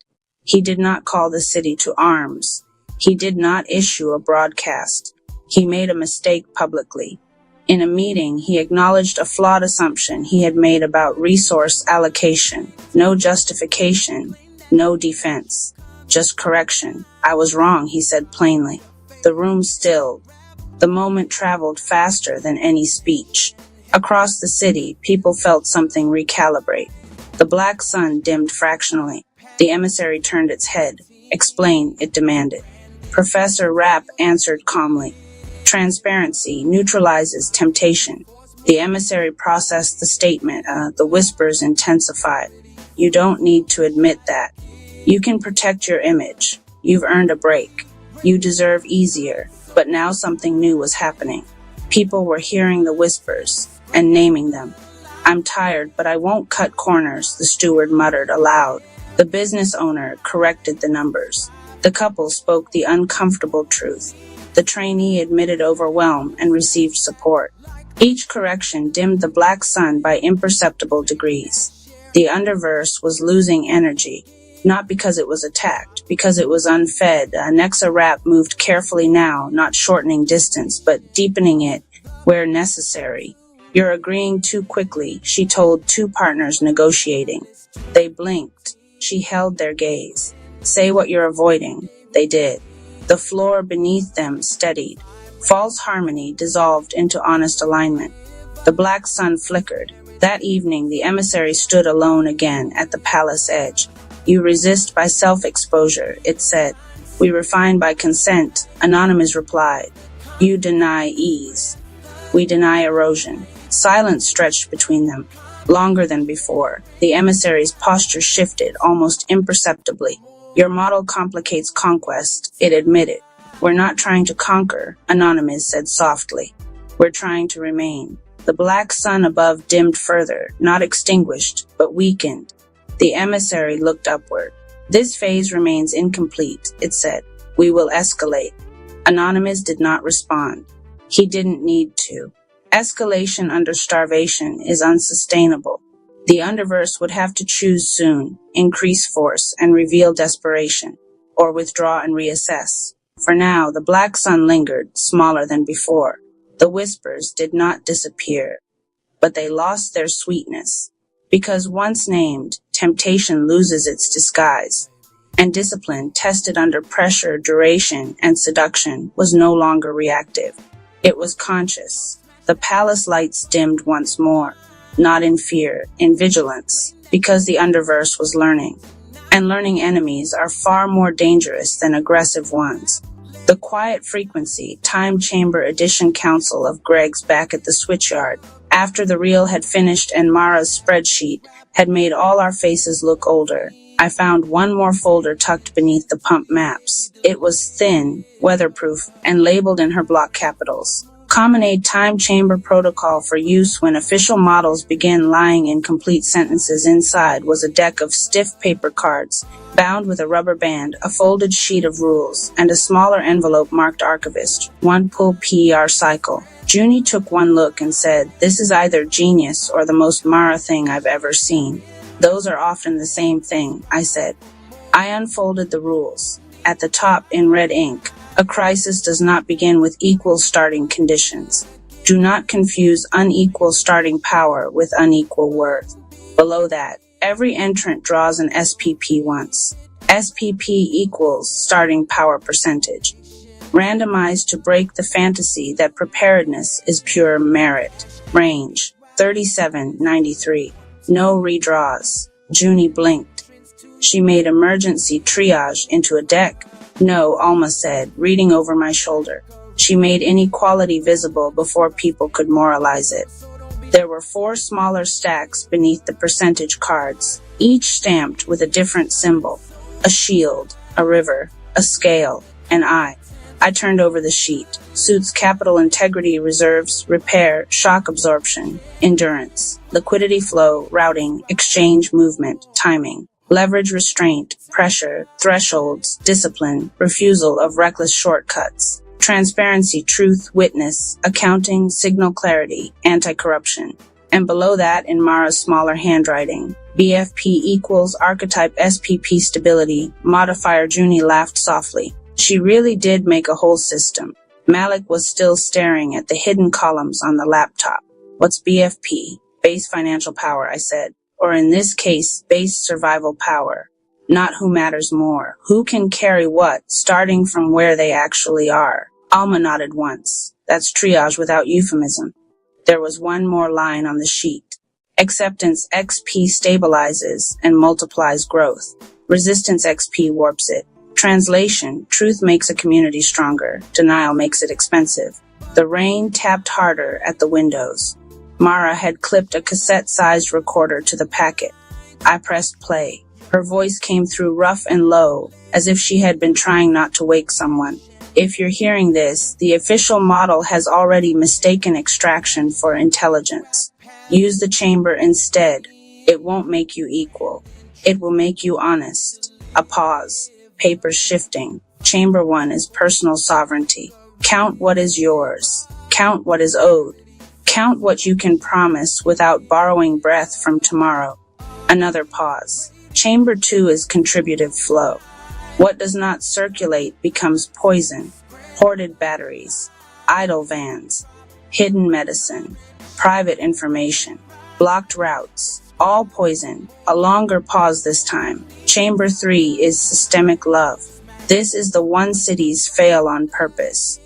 They will tell you stability means protecting premium assets. It does not. Stability means the weakest viable block stays viable.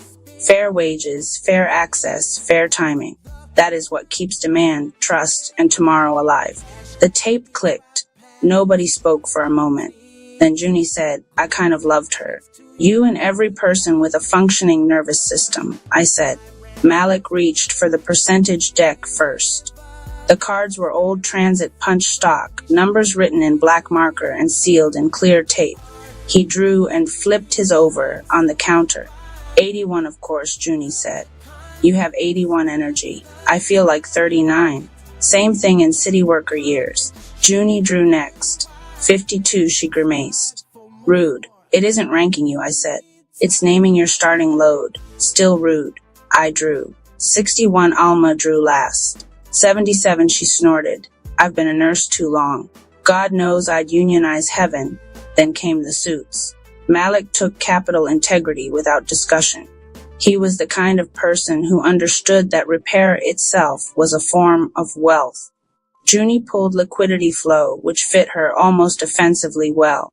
I turned over transparency truth and felt, for the first time that night, something in the room align instead of fracture. Alma drew leverage restraint. She read the card, then slipped it into her coat pocket like a warning she intended to use. On the back of each suit card was a note. Mine said, name what the official story cannot afford to say. Junie's said, move value faster than fear. Malik's, protect reserves without worshipping them. Alma's, a threshold is holy. Do not let urgency impersonate wisdom. I spread Mara's papers across the listening table. Okay, I said, if this is real, we use it. So we turned the switchyard into a chamber. The front room became chamber 1. Not dramatic, not mystical, just honest. We cleared the new arrivals table and taped up butcher paper. Not the old need have checked today yet. First, we made 3 columns. What I have, what I owe, what I can promise without lying. That last one changed the room immediately. People are used to crisis, asking them for nobility. Mara's chamber asked for precision. A man from Tower 2 started to write that he could drive evac trips all night, then crossed it out and wrote, can do 3 trips if someone else covers insulin run after midnight. A woman from the bakery wrote, have bread until freezer fails. Oh, landlord, Friday. Can promise soup for 20 if someone brings fuel. I wrote, have shop, paper, candles, turntable, back room, lockbox, grief, and 1 bad knee. Can promise the doors stay open while the floor stays dry. Alma read that and didn't comment, which was how I knew it had passed inspection. At the bottom of the butcher paper, in thick marker, Malik wrote Mara's first rule. You cannot be free on borrowed breath. No one argued with it. The back room became Chamber 2. This was Junie's kingdom. She built flow maps out of blue painter's tape, index cards, and one library stamp kit we found in a drawer. She marked routes for bike couriers, shaded buildings with working outlets, listed which elders needed elevator checks before dark, and sorted all incoming offers by whether they actually moved something essential. Not every offer is flow, she said, slicing a strip of tape with her teeth. Some people just want to be seen offering. That a chamber rule too? I asked. It is now. Here Mara's second line went up. Wealth that does not circulate becomes poison. We put it above the medicine shelf. Then the first shadow showed itself. A man in a linen rain shell came in from Harborside carrying 3 cases of bottled water and a face trained by money to appear benevolent at camera distance. He said he was willing to release inventory if we could verify who would post about his private preparedness service once the network stabilized. Junie looked at him for 3 full seconds. Then she took a marker, wrote poison on a scrap of cardboard, and set it on top of the water cases. He left with all 3. Nobody missed him. Around 9, I opened the smaller envelope marked Archivist. Inside were cards tabbed by suit. System diagnostic, flow and timing, risk and leverage, truth and alignment. Each had one instruction, typed and cut by hand. The first one I pulled read, "What is being mistaken for disorder? Because it is informal?" We all stared at it. Then Malik said South Bank. And that was the whole city in one answer. By midnight, the listening room became Chamber 3.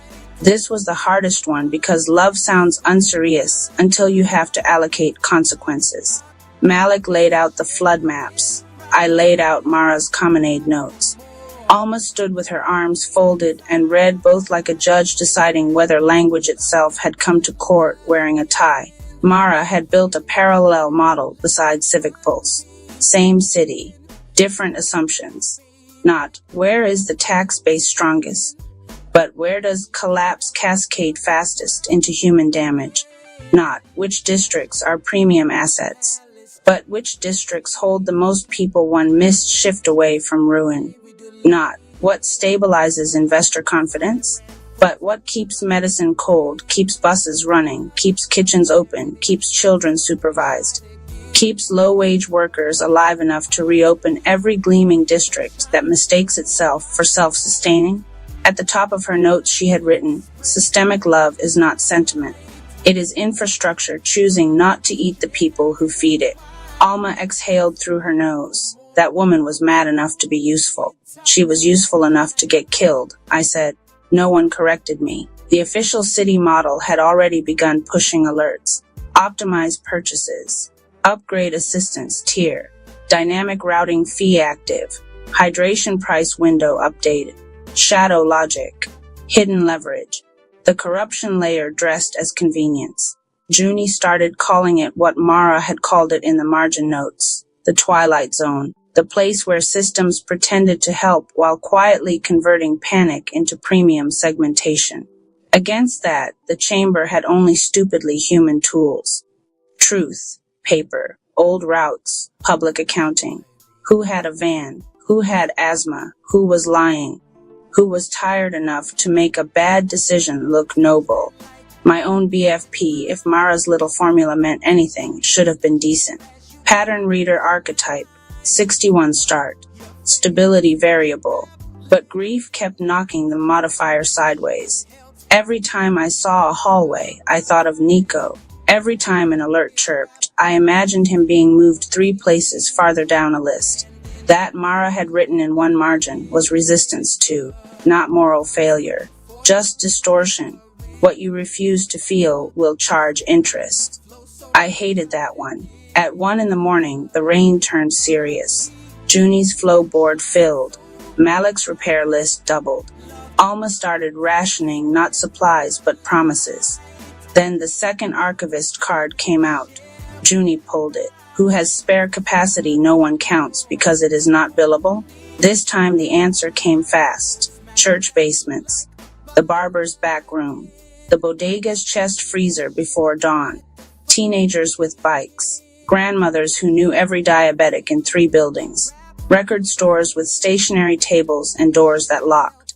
I looked around the switchyard then, the books, the paper, the old turntables, the ugly fluorescent stockroom light, the note wall growing crooked with ink and urgency, and understood what Mara had been trying to save. Not evidence, a framework, a way of entering disaster without letting the people who profited from it define reality first. By the time the flood warnings escalated, everyone coming through the door was entering the chamber whether they knew the name or not. They counted honestly. They circulated what they could. They made the next decision as if the weakest person in the room was part of the math. And when we finally got to pump 7 in the dark, soaked through and furious, I understood why Mara had left the protocol with me. Civic Pulse had a dashboard. We had rules. When Leora said Harborside had to be protected because it preserved the tax base, I heard Mara's voice from the tape as clearly as if she were standing beside me. That is not stability. That is appetite in a blazer. So when Malik put his hand on the manual wheel and Junie projected the documents across the concrete wall, what moved through the crowd was bigger than outrage. It was chamber logic reaching the point of consequence. Malik with capital integrity, refusing collapse. Junie with liquidity flow, moving truth faster than spin. Alma with leverage restraint, calling thresholds before panic could. Me with transparency truth, naming the lie in public where it could no longer earn interest. And Leora, finally, standing inside the part of the chamber that mattered most. The moment Resistance XP stops looking like sophistication and reveals itself as surrender. When she gave up the badge and named the old rail cut, that was the first clean point she'd scored all night. Not redemption. Acceptance, which Mara had warned us was the only kind of growth that multiplied. A manual broadcast time chamber edition inserted chapter. The chamber hour. In the basement archive, after Lena found her father's index card about asking callers what they smelled, she kept digging. The carton labeled Mora Nights 2007-2012 had a false bottom. Under the tapes and pledge drive envelopes was a dented cigar box wrapped with electrician's tape.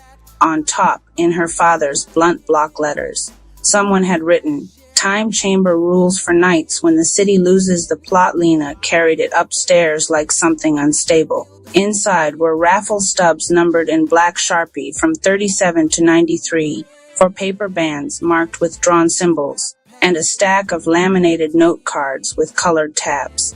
On the lid, taped crooked, was a typed sheet that had yellowed at the corners. Everybody enters trouble with a different starting load.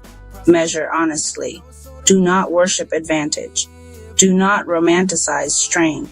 Pull once. No redraws. Below that, SPP equals starting power percentage. Lena read it twice and then laughed under her breath. Of course her father, who mistrusted both management and mysticism in equal measure, had turned mutual aid into a radio game severe enough to keep people from lying to themselves. When the outage hit Friday night and Tomas kicked the old transmitter awake, Lena brought the box to the folding table in the basement. Yumi looked from the box to the dead monitors upstairs and said, "I cannot tell whether this is genius or cult adjacent. Family resemblance," Lena said. Mrs. Bernal adjusted her glasses. "Read the rules." So Lena did. Every entrant draws an SPP once. Starting power is not moral worth. It is an honest load estimate. Good, Mrs. Bernal said. Too many people confuse burnout with virtue. Tomas reached in first and pulled a ticket. 82. Yumi whistled. That tracks. He shrugged. I fix old machines. They like me. Mrs. Bernal drew 79. Also tracks, Yumi said. Mrs. Bernal ignored her. Yumi drew 54, looked offended for exactly 1 second, then grinned. Fast but breakable. Fair. Lena drew 63. Not heroic. Not fragile. Just enough. A 5th ticket stayed face down on the table. Wenhao came into the basement later in his raincoat and his management voice. Mrs. Bernal slid the last one toward him without explanation. He stared at her, then flipped it over. 41. Nobody said anything. To his credit, he didn't ask for another. Under the raffle stubs were the 4 bands: a shield, a river, a scale, an eye. Lena knew before she read them who belonged where. Capital integrity went to Tomas. He was reserves continuity, load-bearing ugly competence. Liquidity flow went to Yumi, who could move information across the city faster than any corporate stack once she trusted the source. Transparency truth went to Lena. The title embarrassed her, which was probably why it fit. Mrs. Bernal took leverage restraint and slid it into her notebook as if she had been issued an official title she'd already been doing unpaid for 20 years.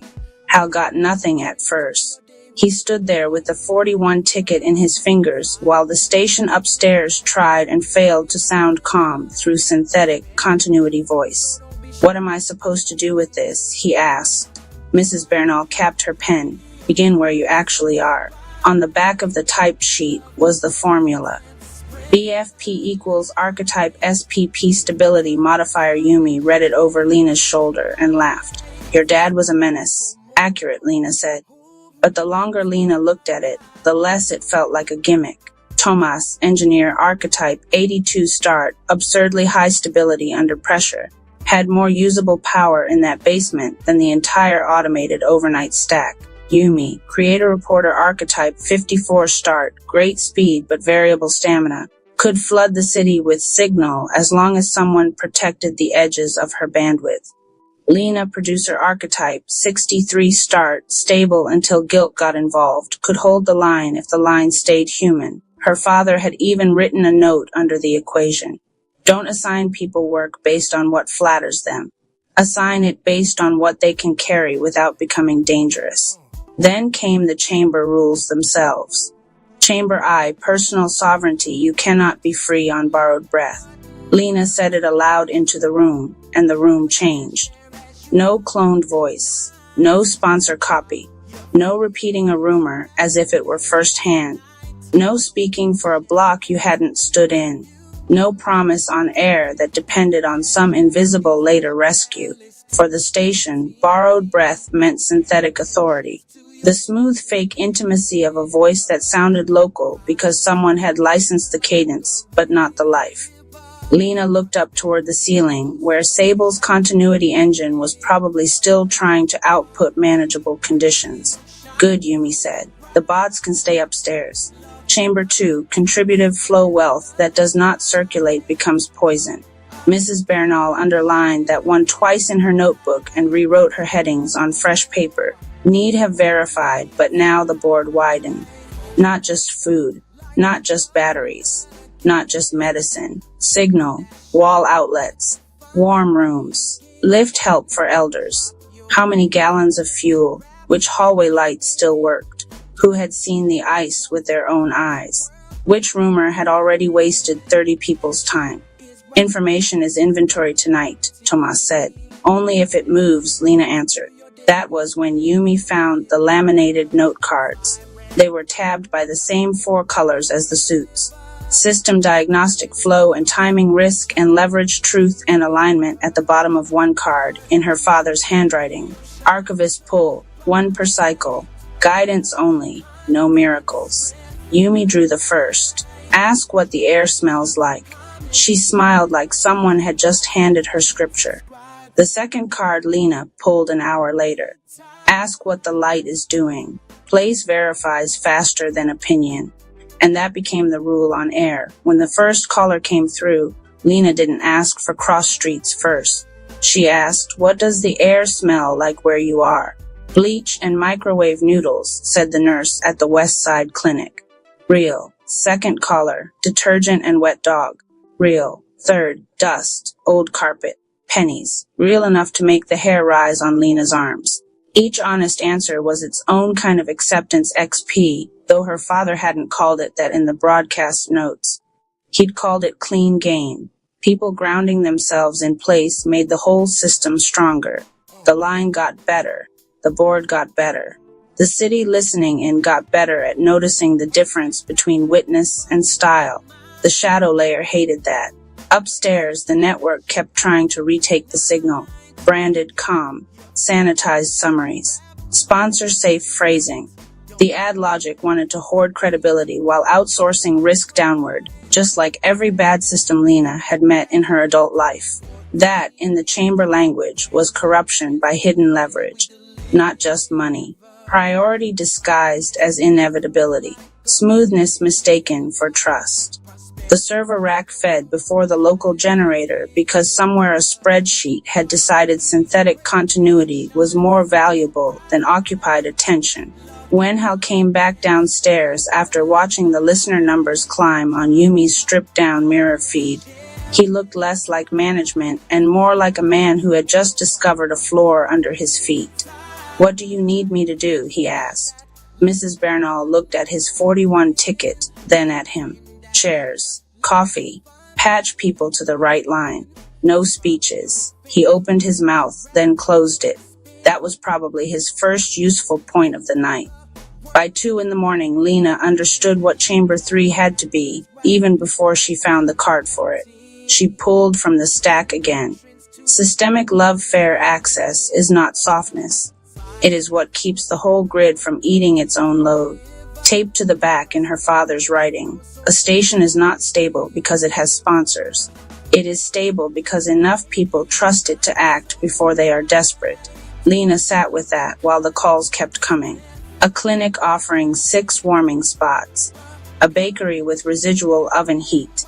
A mechanic with jumper cables and nowhere else to be. A parent group hand-carrying notes to buildings where the internet had died. A mosque opening prayer rooms for sleep. A laundromat girl reporting a dangerous dryer and asking if anyone nearby had baby formula. A transit worker correcting a false flood rumor before it trapped half a neighborhood on the wrong side of black ice. The board filled. The signal circulated. The city stopped behaving like isolated users and started acting, however briefly, like a living balance sheet with a conscience. Tomas with capital integrity, holding the machine together. Yumi with liquidity flow, moving witness faster than distortion. Mrs. Bernal with leverage restraint, refusing bad information and stupid promises with the discipline of a battlefield librarian. Lena with transparency truth, keeping the air unborrowed. And Hal beginning at 41 and finally learning what low starting power was actually for, not shame, just clarity. At around 3:15, when the line briefly went quiet, Lena opened the last archivist card. Who has spare current that the official map cannot see? She looked at the board and saw the answer all at once. Extension cords in bodegas, underground fridges in florist shops, unused fellowship halls, night shift nurses, apartment lobbies with stubborn superintendents, creators with battery packs, retired principals with notebooks, old transmitters everyone had called obsolete until the polished systems failed. By dawn, the chamber had done what her father clearly designed it to do. Not eliminate difference, not simulate fairness, not make a hard night noble, just force the truth to circulate faster than the lie. Later, when the network wanted a cleaner account of what had happened, Hal asked Lena whether there was a format for this kind of thing. Yes, she said. He waited. It's called a public. He almost smiled. And when the city woke into that cold, bright Sunday, with the storm spent and the sidewalks full of people comparing notes they trusted only because they had heard real breath carrying them, Lena kept the box. Not as a relic, as a rule set, which was why the Sunday hours stayed. Not as nostalgia, not as rebellion theater, as chamber practice. 1 hour where nobody could use borrowed breath. 1 hour where signal had to circulate or rot. 1 hour where a city remembered stability was not the same thing as polish. And every week after, before they went live, Lena laid the old raffle stubs on the table anyway. Not to gamify suffering, to remind everyone in the room of the first truth her father had bothered to laminate. You do not enter the week equal. You enter it responsible. Manual Broadcast Council of Greg's Monday, False Spring by noon on Monday. The city had the wrong season in it. People stepped out of office towers carrying jackets they no longer needed and the cautious expressions of people who had learned not to trust a warm wind in March. On the train platform, Lena Mora watched a boy eat an orange popsicle while his mother still wore wool gloves. The tracks gave off a metallic summer smell. Her phone, which had recently updated itself into an action assistant, vibrated against her palm. Best savings window for groceries, 8:40, 9:05 p.m. laundry discount begins after 11 p.m. suggested breakfast swap, eggs unstable, choose oats. Lena locked the screen. She was 36 years old and tired of being managed like a utility bill. All over the city, people had some version of the same thing, a software layer with a soft voice and hard edges. It booked appointments, drafted apologies, argued with insurance portals, changed your commute, reordered vitamins, edited the angry out of your emails, and made life feel briefly lighter until you noticed it had also begun to choose the order in which your needs became real. Lena worked nights at WNDR, a local radio station that still called itself local in jingles long after the ownership had become national and then abstract. Her title was producer, though lately that meant less making and more approving what machines made first. She adjusted levels, cleaned rough audio, and occasionally slipped actual reporting into slots designed for sponsored comm. The lobby smelled of burnt dust from overworked vents. In Studio B, Hal Brenner stood in front of 3 monitors with his hands clasped like a man about to announce a merger or a death. "We go live with Sable Local tomorrow," he said. Nobody in the room asked what Sable Local was. They already knew. The emails had been full of phrases like workflow acceleration and real-time synthesis and cross-platform signal intelligence. It was an agent that pulled weather feeds, city alerts, public posts, traffic data, school messages, creator clips, and wire copy into one polished local bulletin. It could write 5 versions in 15 seconds, in any tone the sponsor wanted. "It's not replacing anyone," Hal said, which was how everyone knew it was replacing people. Lena looked past him through the control room glass. The on-air host was reading a pre-written afternoon tease about Restaurant Week while the city outside flashed too bright for spring. Beneath the script on Hal's nearest screen, Sable's test copy kept refreshing. Residents are encouraged to remain flexible as conditions continue to vary. Flexible, Lena thought, was a word people in offices used for other people's inconvenience. On her first break, she went to the roof. The skyline shimmered strangely, soft at the edges. Far west, over the freight yards, a brown haze hung low enough to suggest smoke. Somewhere below, a siren rose, bent, and disappeared. When she came back down, the headline music was playing. The host smiled into the mic with the calm face radio teaches people to make. "It may feel like summer today," he said, "but don't let it fool you." Lena sat in the dim control room and wrote that sentence on a sticky note before it could evaporate. She did not yet know it would become the theme of the week, Tuesday. The cheapest window on Tuesday morning, 2 reporters were locked out of their accounts before their shifts began. By noon, one of them had posted a farewell thread, and the other had texted Lena a photo of his station badge in a trash can with the message, "Guess Sable can call City Hall now." Hal held another meeting. Sable Local had performed above benchmark in overnight tests. It had generated school closure scripts, weather briefs, transit updates, 3 versions of a market roundup, and a 6-minute explainer on grocery inflation using only public sources and licensed clips. "We're not in the business of panic," Hal said. "We're in the business of useful clarity." Lena nearly laughed. The city did not have useful clarity. It had heat in March, smoke on the west edge, sleet forecast upstate, and grocery receipts that looked like threats. Somewhere, some distant shipping lane or strait or war room had lurched, and gasoline rose at the pump before most people had time to learn the names involved. That was how global events arrived in ordinary lives now, not first as history, but as smaller bananas and a worse mood. At 3, a young woman in oversized sunglasses and a green bomber jacket came into the station carrying a phone rig and a canvas tote full of chargers. Hal introduced her with the strained brightness of a man trying to sound native in a land he planned to buy. "This is Yumi Reyes. We're licensing some of her neighborhood footage for the new local package." Yumi took off the sunglasses. She was younger than Lena expected, maybe 25, with blunt-cut bangs and the self-possession of someone who had spent a long time being observed and longer deciding what that should mean. "Hi," Yumi said. "Please don't call it content if you want me to help." Lena liked her immediately. She knew Yumi, of course. Most people in the city did. For 3 years, Yumi had made short videos about thrift stores, eyeliner, dumpling shops, and the emotional damage done by overhead lighting in chain pharmacies. Then, little by little, her feed had changed. The useful posts outperformed the pretty ones. A video